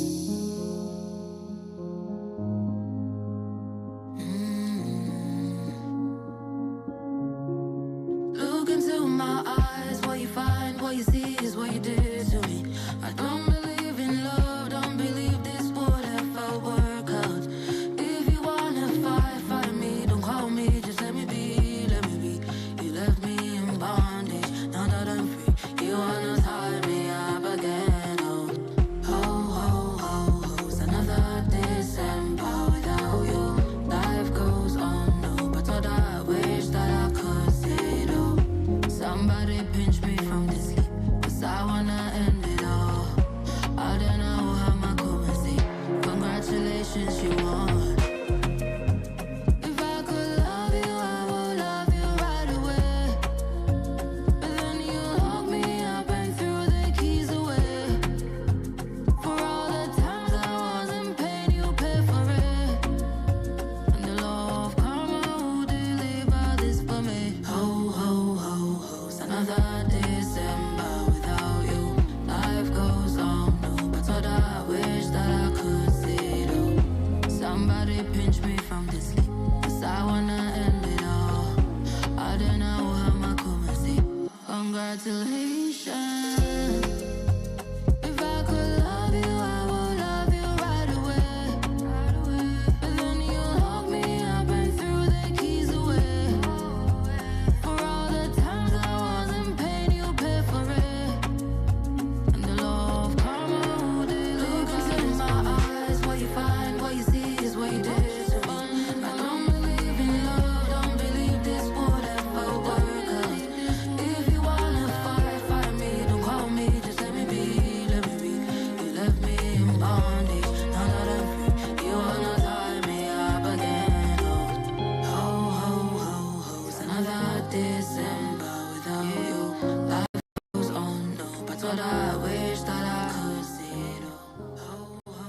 Thank you for staying with us on The Upside, exclusive Channel Africa. Every single weekday between 1 and 4, we are here opening gateways and pathways into the African continent as we speak all things lifestyle. And some progressive stuff as well happens on the show, like what we're going to be speaking about in the final hour. Okay, our good friends at Nature, Environment and Wildlife Filmmakers have partnered with the HHMI Tangled Bank Studio, and they have been working on something quite amazing, a film known as Rhino Ops, almost said oops, Rhino Ops, a new film that takes viewers deep into the front line of rhino conservation in Hluhluwe, in Mfolozi Park, okay, in the KZN region. So we're going to talk about the significance of this work and also just remind you of the work of the Nature, Environment and Wildlife Filmmakers. Back on the line with us in the next hour is Noel Kok. He is the co-founder and executive director of the NEWF, and I am very excited to find out about this project. I think now more than ever, it is quite significant. What caught your eye? I'll tell you what caught my eye after this. Whatever you want to hear about today's talk, you can only get it on The Upside. Every weekday, 2 to 5 p.m. Central African Time. Nkhanza zokhudza amuna ndi azimayi kapena kuti gender based violence GBV zikuwononga mioyo komanso kuphwasula midzi.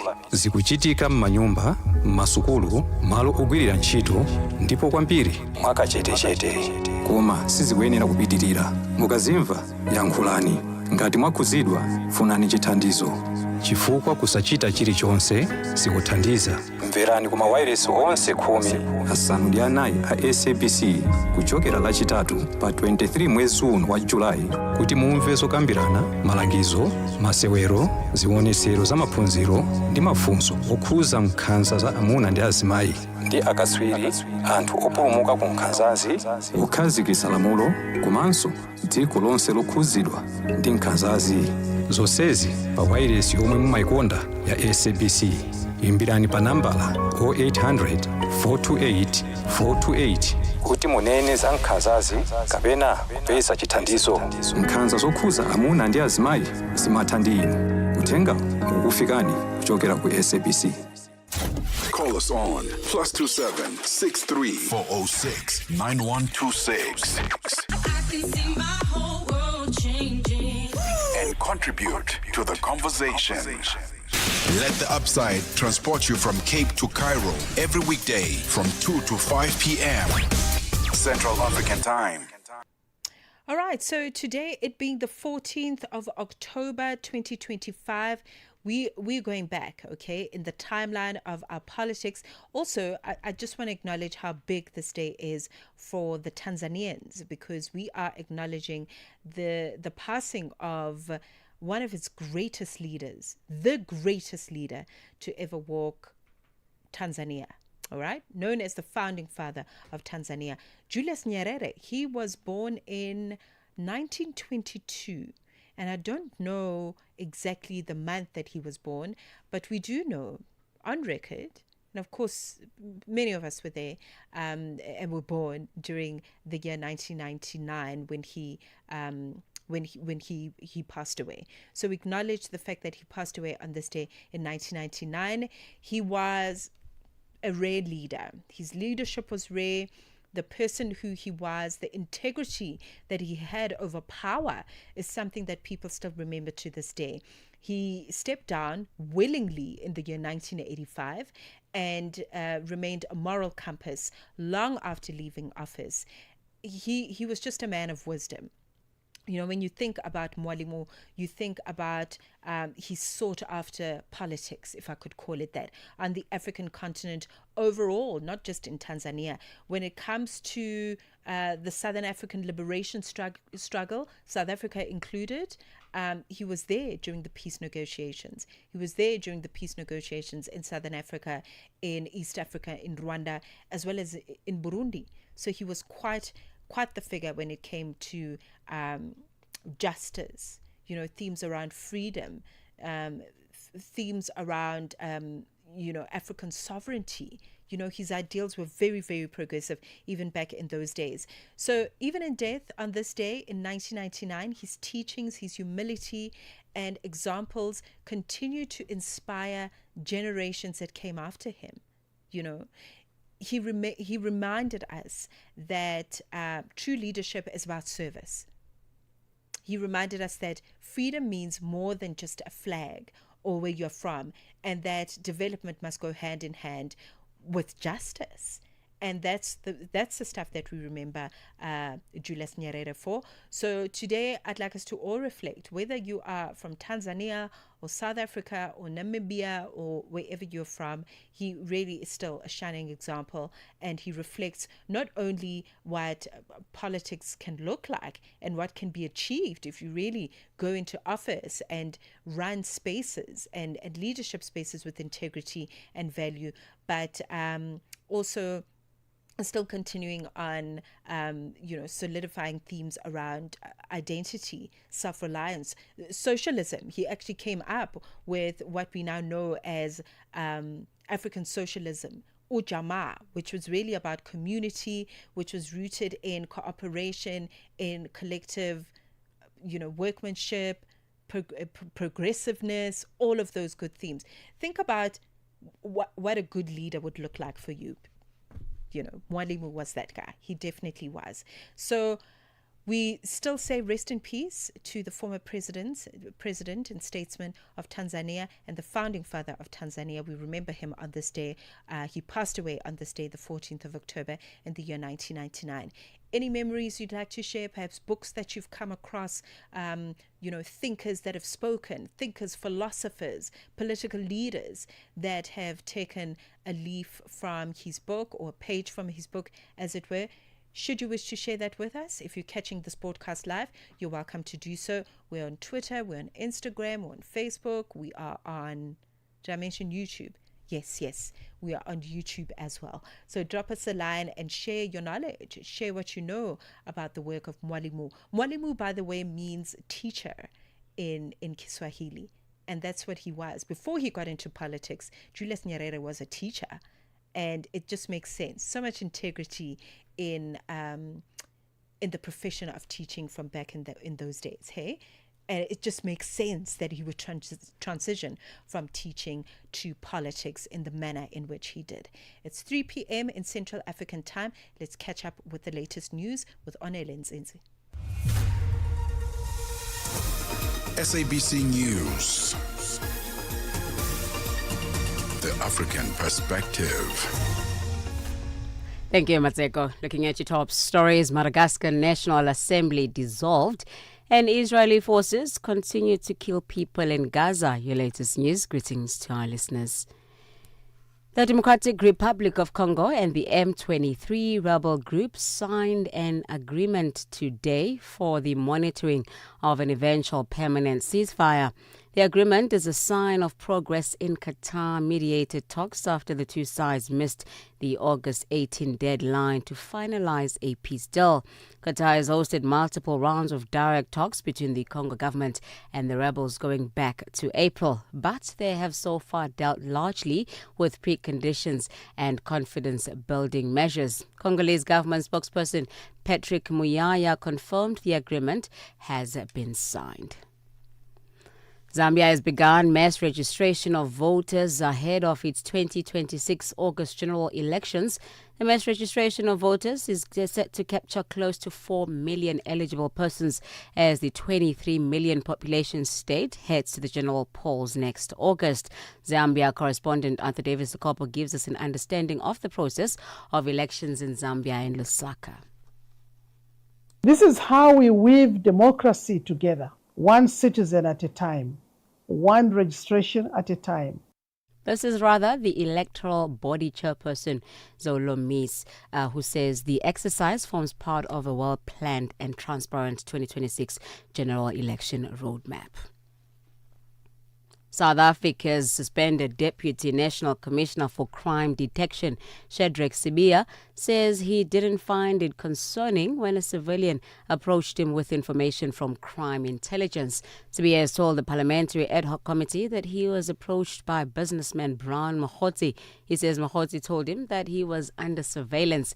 CBS says he told Mahoti that he was already aware of this and also intentionally kept communication open with him. The committee was established to investigate allegations of criminal infiltration, corruption and political interference in the criminal justice system made by the KwaZulu-Natal Police Commissioner, Nhlanhla Mkhwanazi.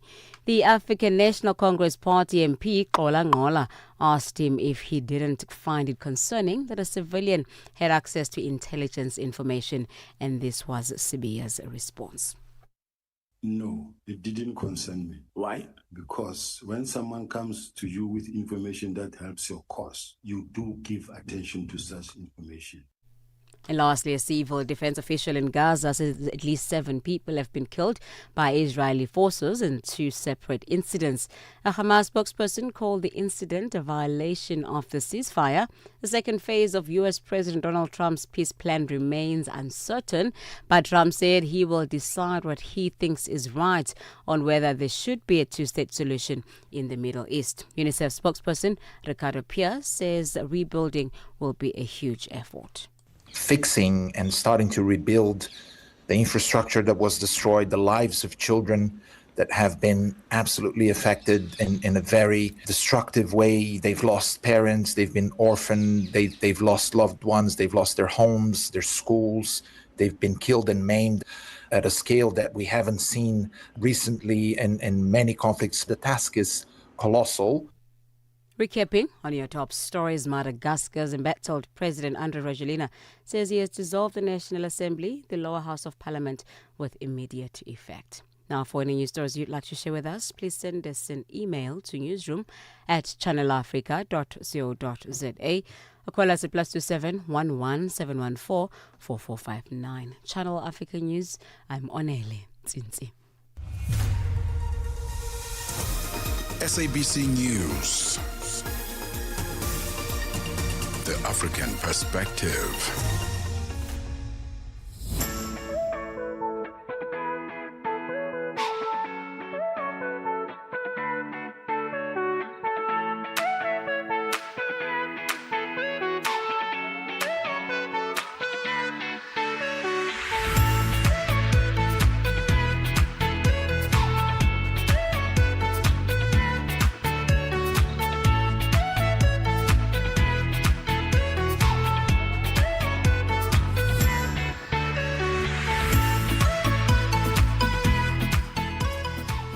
Minutes into 3 p.m.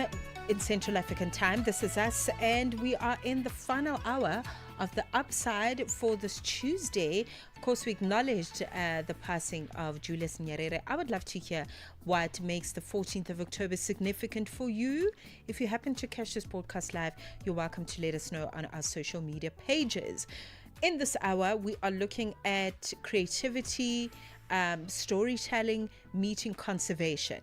All right, our good friends at Nature, Environment and Wildlife Filmmakers have partnered with some other very astute organizations to release Wild Hope, Rhino Ops, a new film that basically takes viewers deep into the front line of rhino conservation at Mfolozi Park, that's in the KZN region here in South Africa. And the film, as we understand it, follows the park's largest rhino horn operation to date, and is also dedicated teams in terms of working on this particular project. It sounds very necessary. I think beyond the storytelling and the other beautiful creative elements around the work, the story itself is so important for conservation, for saving the rhino. I know if you're passionate about animals, and I would imagine you are, if you live on the African continent, we're just inherently born very passionate about our wildlife, you know, and preserving that and preserving our wildlife spaces.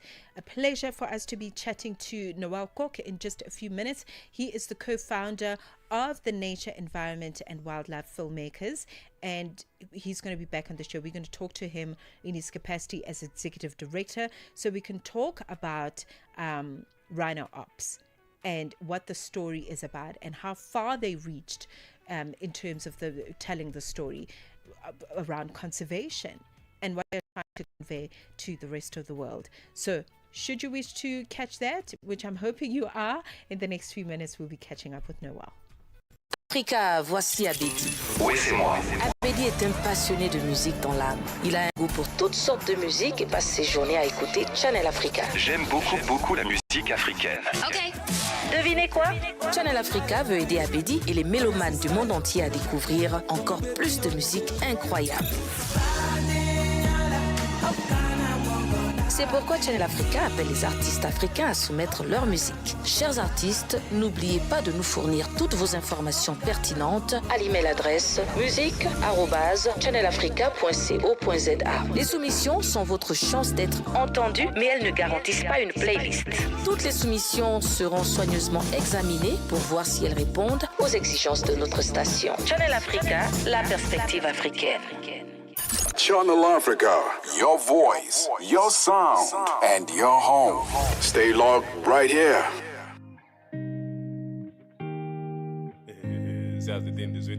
Purple silhouette, so I know you can see me. How long before I'm wishing like a genie? What's the reasonable reason for your hiding? Till last night I heard you calling on your mama. I cannot even vouch for you, I cannot call on you. So if I don't love you, not taboo. If you don't love me too. So I erase my matching tattoo, cause I put it on for you. If you ever start to really win, if you ever find your queen, I hope she lets you down, down, down, down, down, down. I hope she lets you down, down, down, down, down, down. But I hope she lets you down, down, down, down, down, down. I hope she lets you down, down, down, down, down, down. Oui, have you never focused on another? Have you never focused, say brother? Have you ever noticed my hangover? You be driving me loco. Reason I believe in you, pronto. You are the one that was supposed to carry me go. But when I'm on the road, baby, so I cannot even vouch for you. I cannot call on you. And if I don't love you, not taboo. When you don't love me too. Now I erase my matching tattoo, cause I put it on for you. If you ever start to really win, if you ever find a game, and I hope he lets you down, down, down, down, down. I hope she lets you down, down, down, down, down, down. But I hope she lets you down, down, down, down, down. I hope she lets you down, down, down, down, down, down. Kwani, how many times I'm losing the fight? I've been ready to die, falling into you. Now ain't getting what took. Kikuni elimisha, wanna fall, I was into you. So now when you're gone and you're noticing, there was a diamond you didn't see. I've been shining my way out of your darkness. That's why I cannot even vouch for you, I cannot call on you. So if I don't love you, not taboo. If you don't love me too. So I erase my matching tattoos, cause I put them on for you. If you ever start to really win, if you ever find your queen, I hope she lets you down, down, down, down, down. I hope she lets you down, down, down, down, down, down. But I hope she lets you down, down, down, down, down, down. I hope she lets you down, down, down, down, down, down.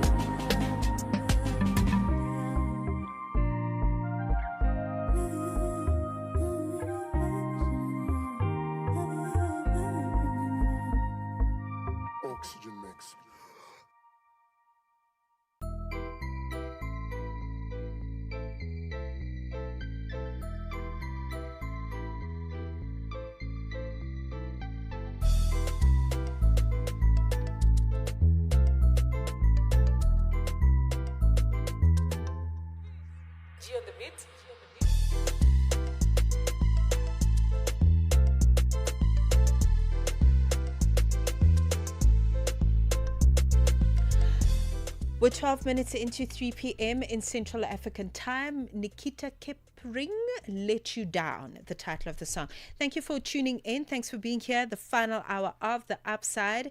And listen, you know, I actually wish Tebogo was here because this work is so close to his heart as much as it is to mine, you know, because we are just creatures of the outdoors, all right? And we're talking about the nature, environment, and wildlife filmmakers, good friends of the show. They're in partnership with various organizations, including support by Ezemvelo, KZN Wildlife, to release a very important film project. Okay, it's known as Wild Hope Rhino Ops, a new film that takes viewers deep into the front line of rhino conservation at Hluhluwe in Mfolozi Park. This is a film that follows the park's largest rhino horn operation to date, and as I understand it, they've also come through with some dedicated teams that are working very, very hard, or they've worked quite tirelessly to protect one of Africa's most endangered species. So when I say to you that this particular film at this particular time is very important, I really meant it. It has been written and directed and edited by South African filmmaker Nathan Rice, and this production brings together NUF, or the Nature, Environment and Wildlife Filmmakers as an organization, coming together and bringing nine expertise, as it were, from 9 African countries under the guidance of executive producer Geoff Luck. So it is a pleasure for us to catch up with Noel Kok, once again, co-founder and executive director at NUF. Noel, wonderful to have you back on the show. Welcome to Channel Africa.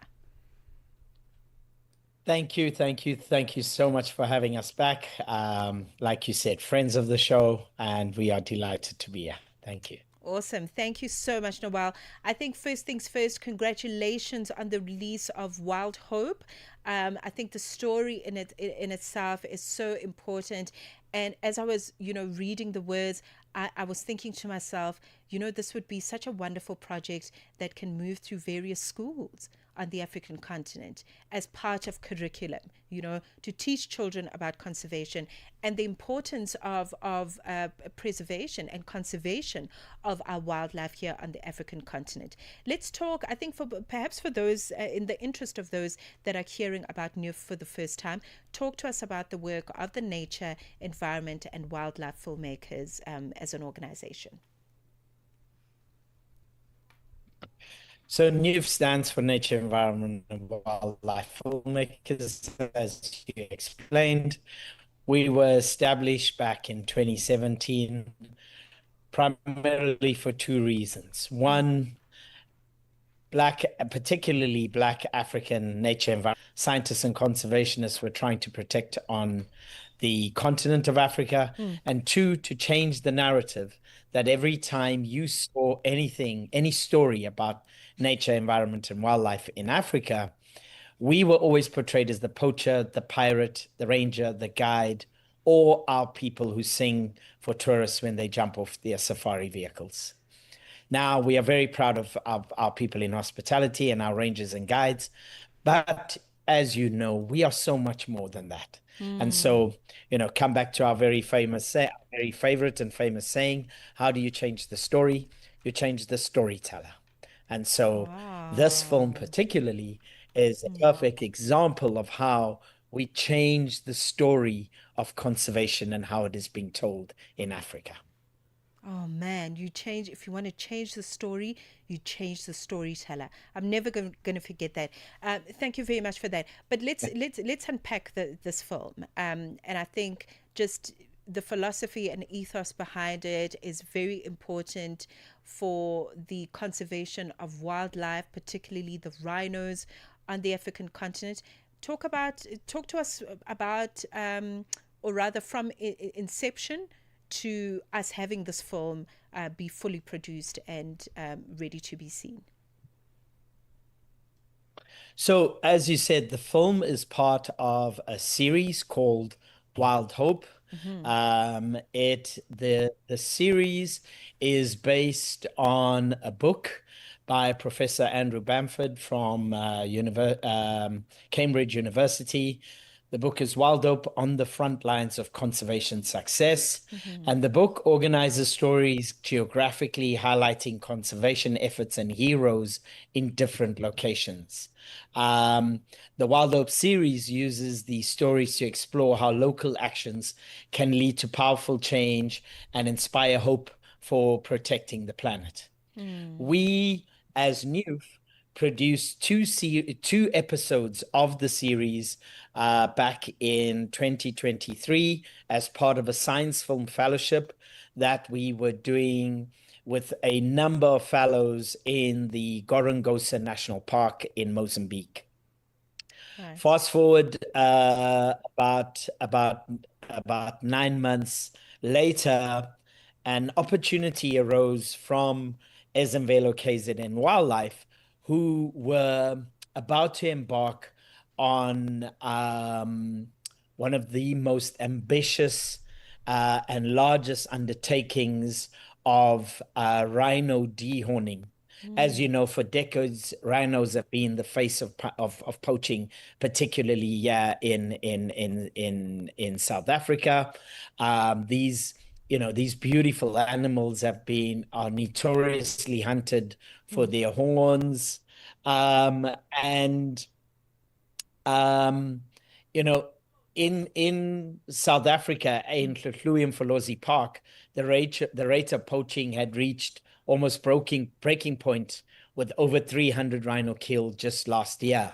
And then the park decided to take this drastic step of dehorning their rhino, and this mission was their largest to date, and their aim was to dehorn over 1,000 rhino in a single operation. Right. They offered us the opportunity to document this, and we immediately saw this as an opportunity to go back to Wild Dope and HHMI Tanglebank Studios, who are based in the United States. This series is released on PBS Nature's digital channel in the US. And it's PBS, for those who don't know, is like the SABC the public broadcaster of the United States.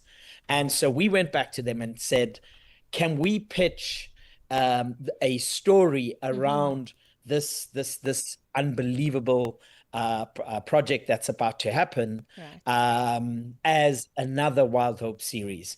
And we particularly wanted to highlight as the hero a young man called Dumizani Zwane, who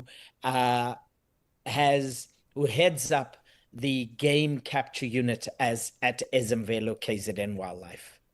And we built a story around him and his unit and all the teams that work right on the front line protecting Africa's rhino, or the rhino that are from the birthplace of all the southern white rhino that exist in the world today.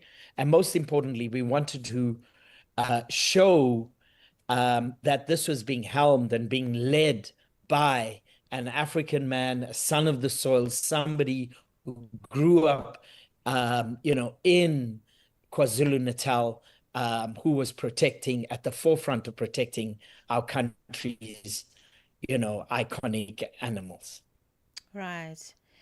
So important. And I think, rhino poaching is just such a tragic issue, and many people may be aware of it in glimpses, but I think this film is really going to go into the heart of some of the biggest challenges that are being faced. And you talk about dehorning the rhinos. I learned actually whilst I was in Hoedspruit 2 weeks ago that it actually doesn't hurt the animals, which makes me so happy. But we're going to continue our conversation really looking at the series, or part of a series known as Wild Hope, Rhino Ops. This is a story that is, I think, so significantly shifting the narrative about conservation from a Western-led perspective to a more African-led conversation. On the line with us, we have Noel Gok, who is co-founder and executive director at NUF. We're back after this. Parlez-vous couramment le français? Êtes-vous passionné par la radio? Et êtes-vous qualifié pour travailler en Afrique du Sud? Envoyez-nous votre CV et 3 minutes démo en MP3 à channelafrica.co.za pour avoir une chance de rejoindre la famille Channel Africa. Si vous n'avez pas de réponse après 14 jours, cela signifie que vous n'avez pas été retenu. Channel Africa, la perspective africaine. If it's news and current affairs, leading opinions, and thought leaders that get your groove, this is your home, The Upside. 22 past 3 p.m. in Central African time. Thank you for making time to catch the show, The Upside, with you until 4 p.m. Rhino Ops is a new film that takes viewers deep into the front line of rhino conservation at Hlutluwe Mfolozi Park, and we're talking about it. We're talking about it because this is a very important project by the nature, environment, and wildlife filmmakers, and they've partnered with other organizations. They are supported by Ezemvelo, KZN Wildlife, to make sure that the story comes to life. Noel, I did make a note before we took a break around, shifting the narrative, and this is something you alluded to as well in our first segment. So let's talk about the importance of that and what that looks like in telling the story, because it is a very heavy conversation, around the killing of rhinos and how rampant it's becoming over time. So let's talk about how you've been able to do that, with the filmmakers and the directors involved, making sure that this is a story that is told from an African perspective. Yeah, like I said, our main character is an African who has dedicated his life to protecting wildlife. Mhm. He heads up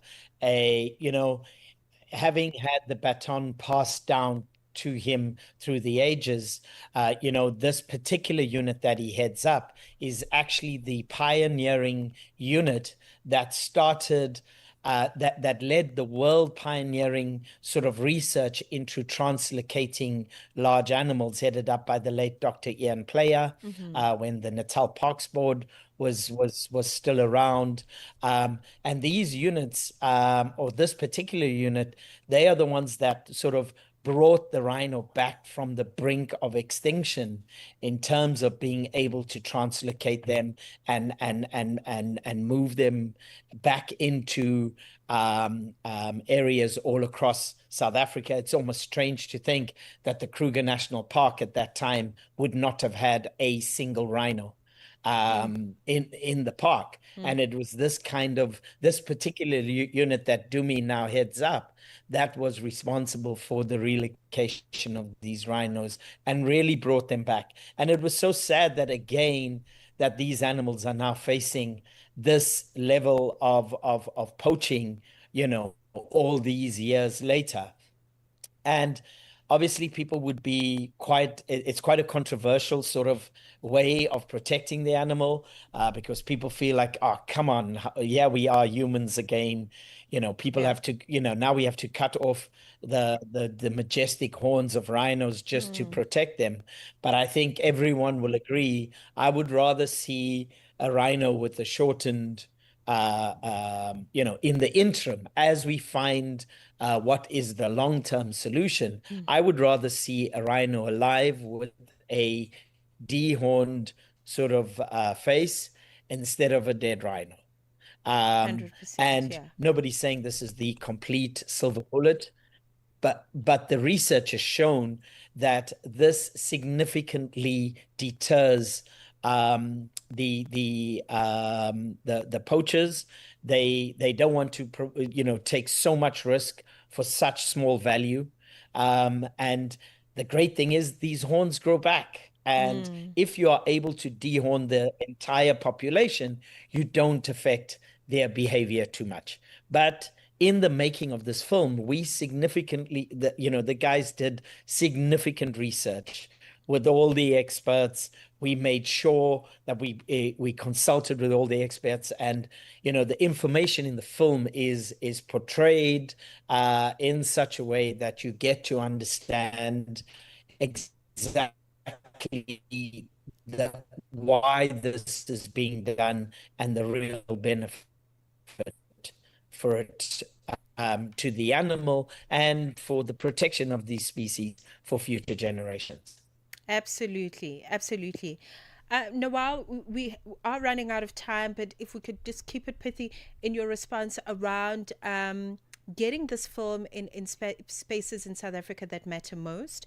And also, I think, what is the big idea, behind the film? Yes, to educate us and to give us insight, as you'd mentioned, around rhino conservation matters, and particularly what's been happening in Hluhluwe at the Mfolozi Park. So let's talk about how we can get access to this, because you mentioned that it's available on PBS. Will it be available here as well? I don't know if I missed that.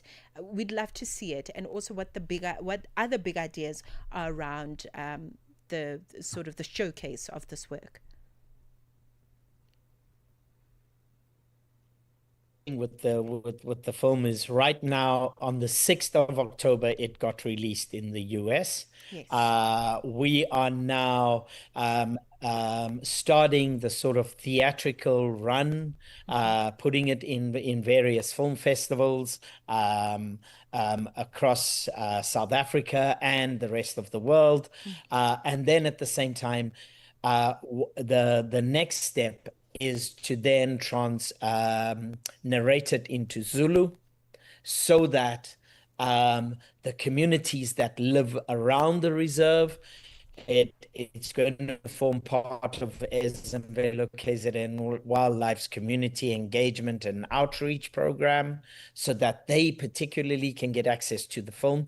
And then our last and most important step is to try and get it a broadcast on national television as a celebration of efforts being done by people on the front line of conservation, African people on the front line of conservation in Africa, and just to get a perspective of how the story is told from young filmmakers.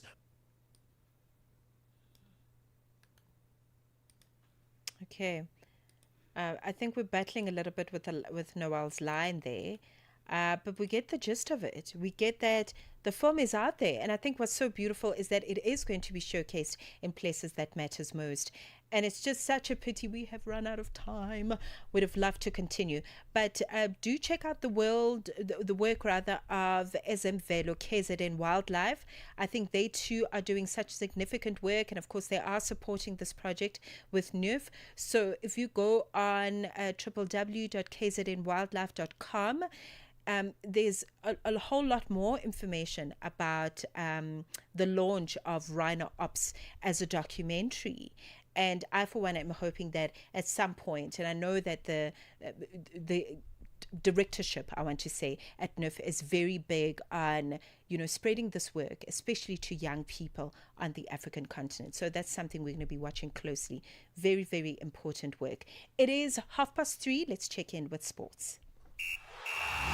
Sports on Channel Africa. The African perspective.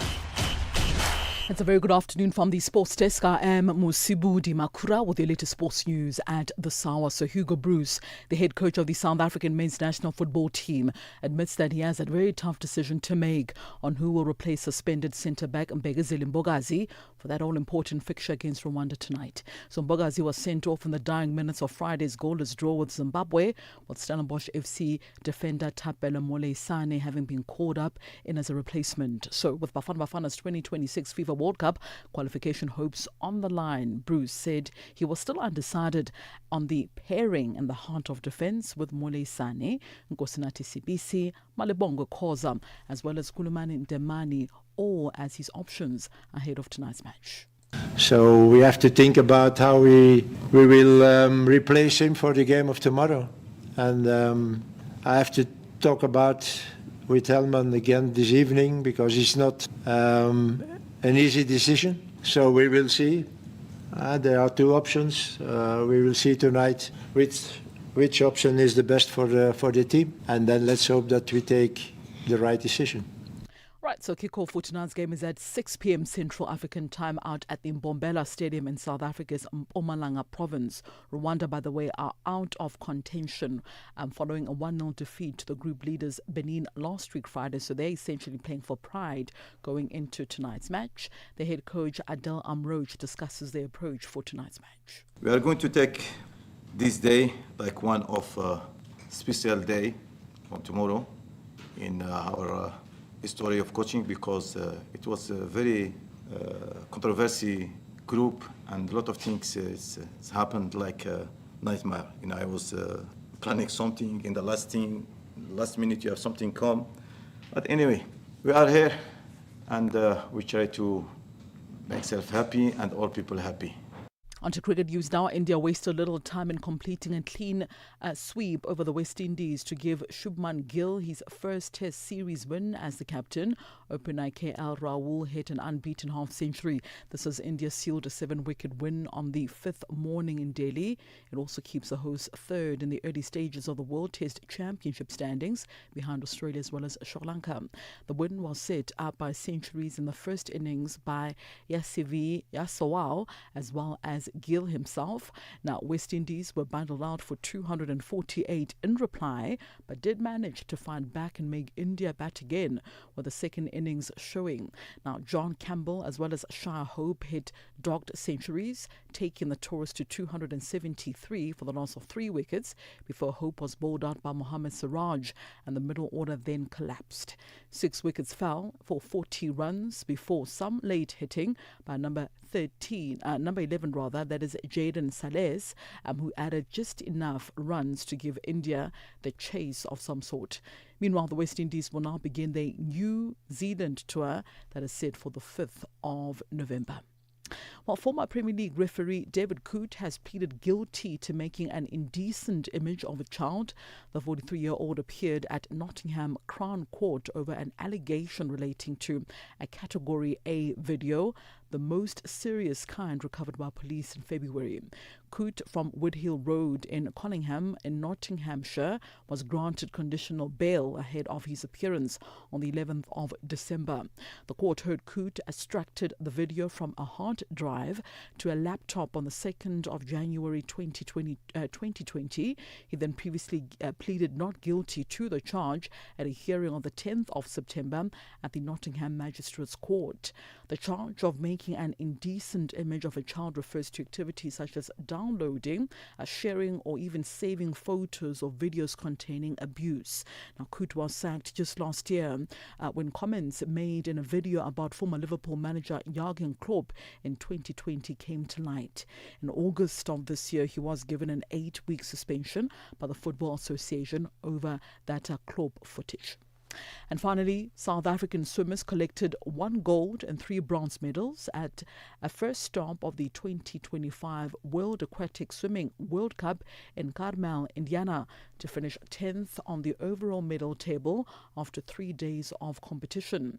Now, 19-year-old Chris Smith produced a breakthrough performance to claim gold in the men's 50-meter breaststroke. Smith touched in 25.75 seconds, which is the fastest short course time in the world this year.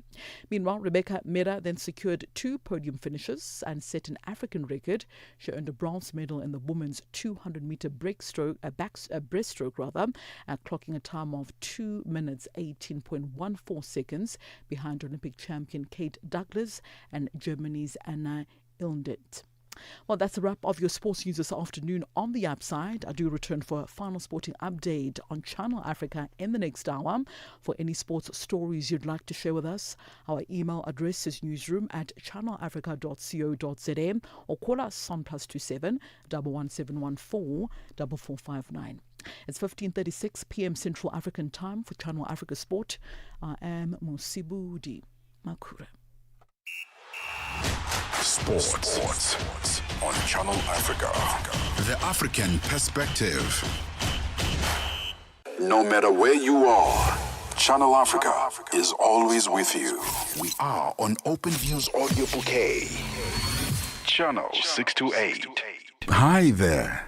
Do you want to elevate your business and give it a voice in South Africa and Africa as a whole? Well, in that case, let Channel Africa make this a possibility. Channel Africa is willing to advertise your business for as little as 30,000 rands or $1,719.18. To get access to these great rates, send a request to Mukwenata at SABC. That's MOKOENATA at SABC. Channel Africa, the African perspective.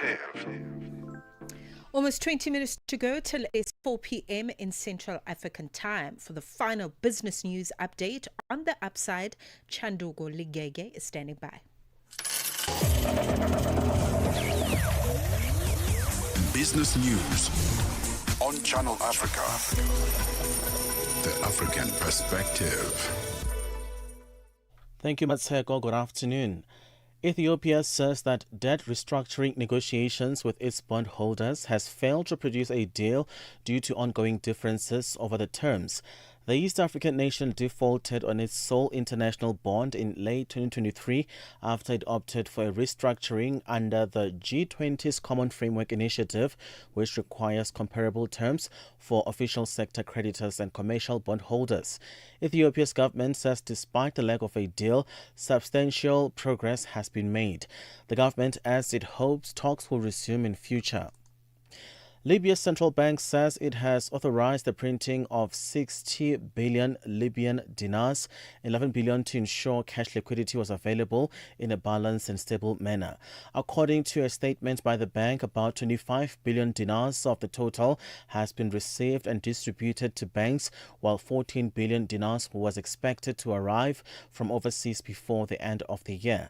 The remaining 21 billion will be imported in 2026. Libya has substantial oil wealth but has suffered from liquidity shortages for years, meaning residents often have to line up outside banks to withdraw cash and collect salaries. In other news, Brand South Africa's Chief Executive Officer Neville Machia says Africa is shedding its old image as the dark continent and emerging as a region of vast opportunity and growth. Speaking at the opening of the Department of Trade, Industry and Competition's three-day export symposium and expo in Midrain today, Machia highlighted Africa's rising middle class, youthful population and improved economic fundamentals as key drivers attracting investors to the continent. He noted that inflation and foreign debt levels have dropped significantly since the 1900s, while labor productivity and fiscal stability have improved, painting a picture of a continent on the rise and full of potential. Our labor productivity has increased substantially in the last few years, which has really become a major magnet for us, for investors to come into South Africa and into the continent. Inflation has dropped from about 22% in the 90s, and it's sitting at just between 8%, somewhere in that region in the past decade. Foreign debts have declined and budget deficits have declined. What is it saying about Africa? It means it's a real gem that is growing. Shell has approved the development of an offshore gas project in Nigeria alongside its business partner Sunlink Energies. Once the project concludes, 350 million standard cubic feet of gas will be delivered to Nigeria liquefied natural gas, LNG, per day. Tato Litsaba has more. The Nigerian government says Shell's move to expand its global liquefied natural gas business is underscored as the project aims to grow volumes by 4% to 5% annually. Special advisor on energy Olu Farien says this will add nearly one-third of the gas needed for Nigeria LNG Train 7 project. The state-run oil from NNPC owns 49% of Nigeria liquefied natural gas, with Shell at 25.6%, the second biggest shareholder. Shell's Nigeria unit holds a 40% interest in the project, while Sunlink Energies owns 60%. Delegates from more than 100 countries are gathering in London for 4 days of UN talks aimed at reducing the environmental impact of global shipping. Nations have been expected to adopt an international treaty by Friday to shift the industry to cleaner fuels. However, a last-minute intervention by the Trump administration has cast doubt on the deal. The BBC's Esme Stollard reports. It took 10 years of negotiations before finally in April an international treaty was agreed to shift the global shipping industry responsible for 3% of global emissions, to cleaner fuels. This week was meant to be ceremonial, the final signature on the dotted line. But on Friday, the US Secretary of State Marco Rubio and the US Transportation Secretary Sean Duffy threatened countries backing the plan with port bans and visa restrictions for mariners. The US flags few ships, but the Secretary said they did not want to see any move that increased prices for American citizens. $1 in Nigeria is trading at 1,460 naira, Botswana 13 pula 21, in Kenya 128 shilling 8, Zambia 22 kwacha 61. BRICS countries, $1 in Brazil is at 5 real 49, in Russia 80 rubles 62, India 88 rupees 68, China 71.11, South Africa 17 rand 32 cents. $1 is 74 pence to the British pound, 86 to the euro. Looking at commodities, gold is at $4,077, platinum at $1,641 per ounce, the price of Brent crude oil at $63.28 a barrel. That's all for now. For any business stories you'd like to share with us, please send us an email to newsroom@channelafrica.co.za, or you can call us on +27 11714 4459. For Channel Africa Business, I am Chanduko Ligege. Business news on Channel Africa. The African perspective. Get Channel Africa on DSTV Audio Bouquet. Channel 802. The 14th Oppenheimer Research Conference is fast approaching. Convened by the Oppenheimer Generation Research and Conservation, it's one of Africa's leading platforms for natural and environmental science, enabling young researchers to mix with experienced trailblazers to help translate their research into real-world solutions. From the 15th to the 17th of October, attendees will discuss topics ranging from land management, biodiversity, to wildlife economies. Channel Africa will broadcast live, spotlighting some of the African voices, shaping meaningful approaches to some of Africa's most pressing challenges. This is The Upside for the best African vibes, groundbreaking content.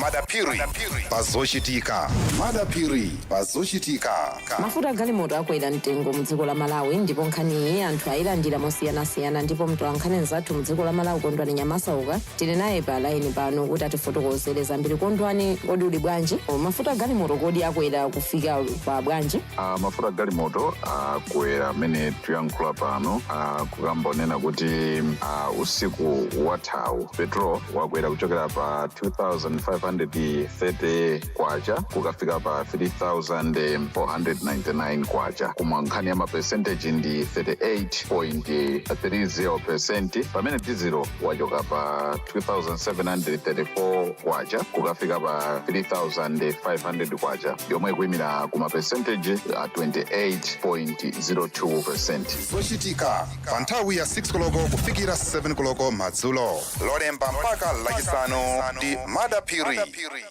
Fresh and exciting. The Upside, hooking you up with today's news from the African perspective.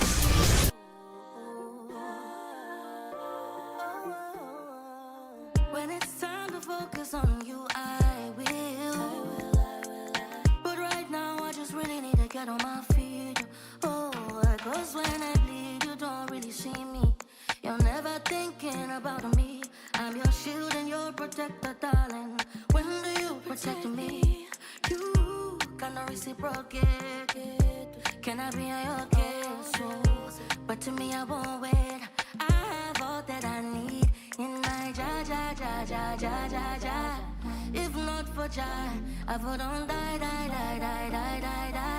There's no one to blame but me if I decide to trust in Him and not rely on Jah. In my ja. If not for Jah, I would on die. The way your light goes out and you're looking for me, baby, your disguise is beautiful. And if I knew that you were my kryptonite, oh, I would have deserted you. Oh, baby. Seeing is deceiving, oh, it's deceiving. Oh, baby.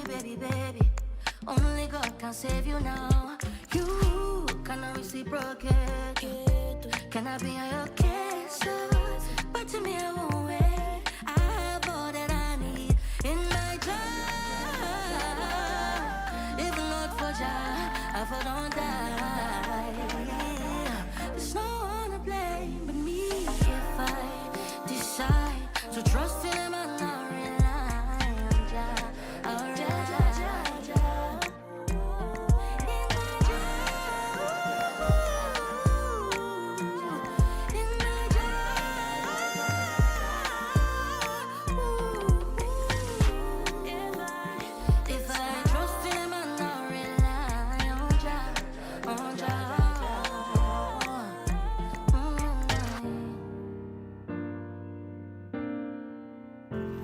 The Upside with Kuleni and Mmatsheko Mosito, bringing Africa's voices to the world. On Channel Africa, the African perspective.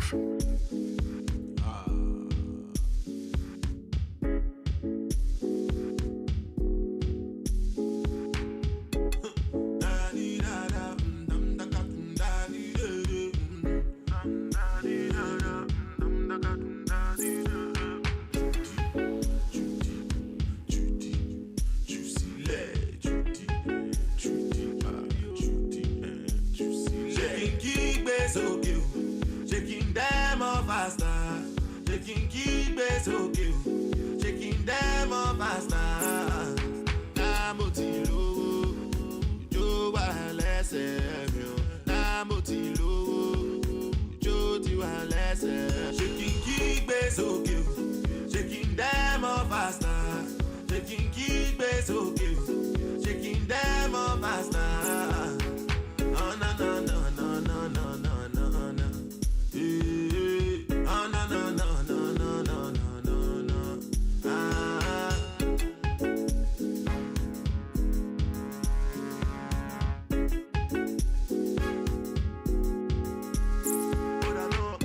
Ask me you, they want to know how things they go for my country you.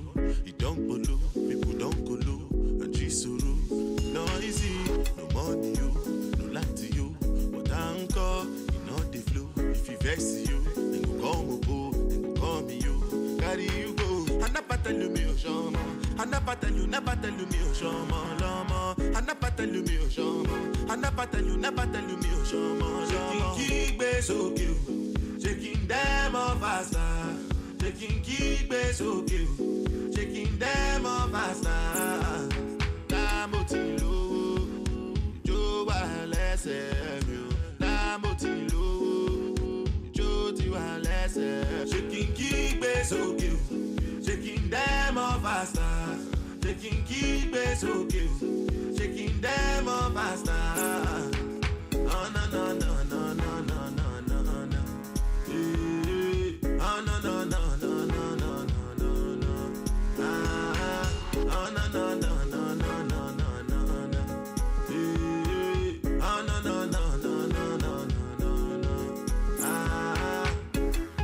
Oh yeah, get more original. That's you. Oh yeah, get more original. Oh yeah, get more original. Only now to get to one you. Oh, now to get to one you. Yeah. Anapatelu mi o shama. Anapatelu me o shama lama. Anapatelu mi o shama. Anapatelu me o shama lama. Keep it okay. Them of us. Keep it okay. Them of us. Keep it okay. Them of us. Keep it okay. Them of us. 9 minutes to go till it is 4 p.m. in Central African Time. Burner Boys Soke coming through as we are at the tail end of the Tuesday edition of The Upside. Thank you. It's always a pleasure to be in your company wherever you're listening from. And that would be great, by the way, to find out where on the African continent you are tuning in from. Let us know on our social media platforms. So we're about to wrap up the show. We're about to make way for Tami Ngubeni, who comes through on a daily without fail to make sure that she lets us know that Africa is open for business. Okay, that's a term, by the way, that was coined by one of the fiercest contributors on that particular program that's on Monday to Friday between 4 p.m. and 5 p.m. in Central Africa by Victor Khomieswana. He is an analyst. He talks a lot about African hubs that and spaces for business, if you will. He is a decorated author, writing on these issues, and he understands the politics of many of the regions, all the regions, in fact, on the African continent, and how they move and how they behave, and why there's a certain climate in the business space that's happening. So that's a term he coined: Africa is open for business. But indeed it is. Indeed it is. Just yesterday we were talking about, South African townships being open for business. It's a thing now. People can actually make some real money off of properties in the township. I mean, can you imagine that conversation 30 years ago? It would have been completely unheard of. But here we are. Okay, really finding opportunity, and also with what's been happening with the tariffs and the temperatures that are up one day and down the next in the USA. This is our opportunity to actually reevaluate how we do business. What does it mean to do business from an African perspective? Of course, considering that we are part of a global village, but we have our own unique way and our own unique resources and our own unique innovators that are using engineering and agriculture and modern medicine and traditional wisdom, ancestral wisdom, to really come up with solutions that are unique to our particular problems on the African continent. And we might as well just turn those into businesses. So with that said, we're looking forward to another edition of Africa in Business just after the 4 p.m. news bulletin. Whatever you want to hear about today's talk, you can get it on the upside. Channel Africa, your voice, your sound, and your home. Stay logged right here. Darubini ya Afrika na I am Henry Shakif. Raisi Yoweri Kaguta Museveni amezindua ilani ya chama tawala cha NRM ya kuanzia mwaka 2026 mpaka mwaka 2031. Taarifa hii ikoje? Kweli kabisa, Rais Yoweri Kaguta Museveni muda mchache uliopita aliweza kuhutubia mkutano ambao uliohusisha wanachama wakongwe na hali kadhalika wanachama waandamizi wa chama tawala cha NRM, yani National Resistance Movement. Na katika kuzindua hiyo ilani yake ya chama tawala, pengine wana Uganda wamekuwa wana yapi ya kusema? Hisia zao zinaeleza nini haswa? Kuna hisia tofauti. Kuna wale ambao wanamuunga mkono, wanaunga kauli ya Rais Museveni, lakini kuna wale ambao wanasema kwamba amekuwa akirudia mara kwa mara hayo matamshi. Darubini ya Afrika kila Jumatatu hadi Ijumaa kuanzia saa 11 kamili hadi saa 12 kamili jioni majira ya Afrika ya Kati. Mmatsheko Mosito and Tebogo Kuleni on the upside. Okay, so we are 4 minutes away from 4 p.m. in Central African time. This is where we're going to wrap it up, okay? I think I've said enough. I think I've spoken enough for the day, okay? So this is where we're going to wrap up the show. Thank you very much for joining me on the Tuesday edition of the show. It's always a pleasure. Tomorrow is Wednesday, which means it's a midweek, which means there's more conversations to unpack that are really going to take the agenda of this African continent a bit further. All right. Some of the conversations that we have on the upside are to do with art and its significance at this time, creative economies, innovation, technology, modern medicine. I mean, we spoke to Dr. Khwele Mwabelo, who is a medical doctor. She's a general practitioner, but she's now come into aesthetic medicine. you know. And already just her story alone, I mean, we can write a whole book on it, because here's a woman who has been navigating a medical career and decided, you know, I want to serve differently and I want to serve with more purpose. What do women need right now as we speak? And she opened an aesthetic practice. So she's now a medical doctor, an entrepreneur, a psychologist in many ways, you know, because, and I say that really with much respect, because a lot of the women that come to see her at her practice are dealing with some really heavy stuff. You know, it's not just about the scars. It's not just about the hair transplant. There are other, you know, factors behind the scenes that are at play. So she's there to offer comfort and offer hope. So stories of hope, stories of comfort, stories of conservation, all kinds of really amazing things that make the continent as bustling as it is in 2025 and beyond. Those are the conversations that you can catch here on the Upside. Just in case you're new here, I thought I'd give you a little TED Talk about what our show is about. We're 2 minutes away from 4 p.m. in Central African time. A news bulletin is loading at the top of the hour.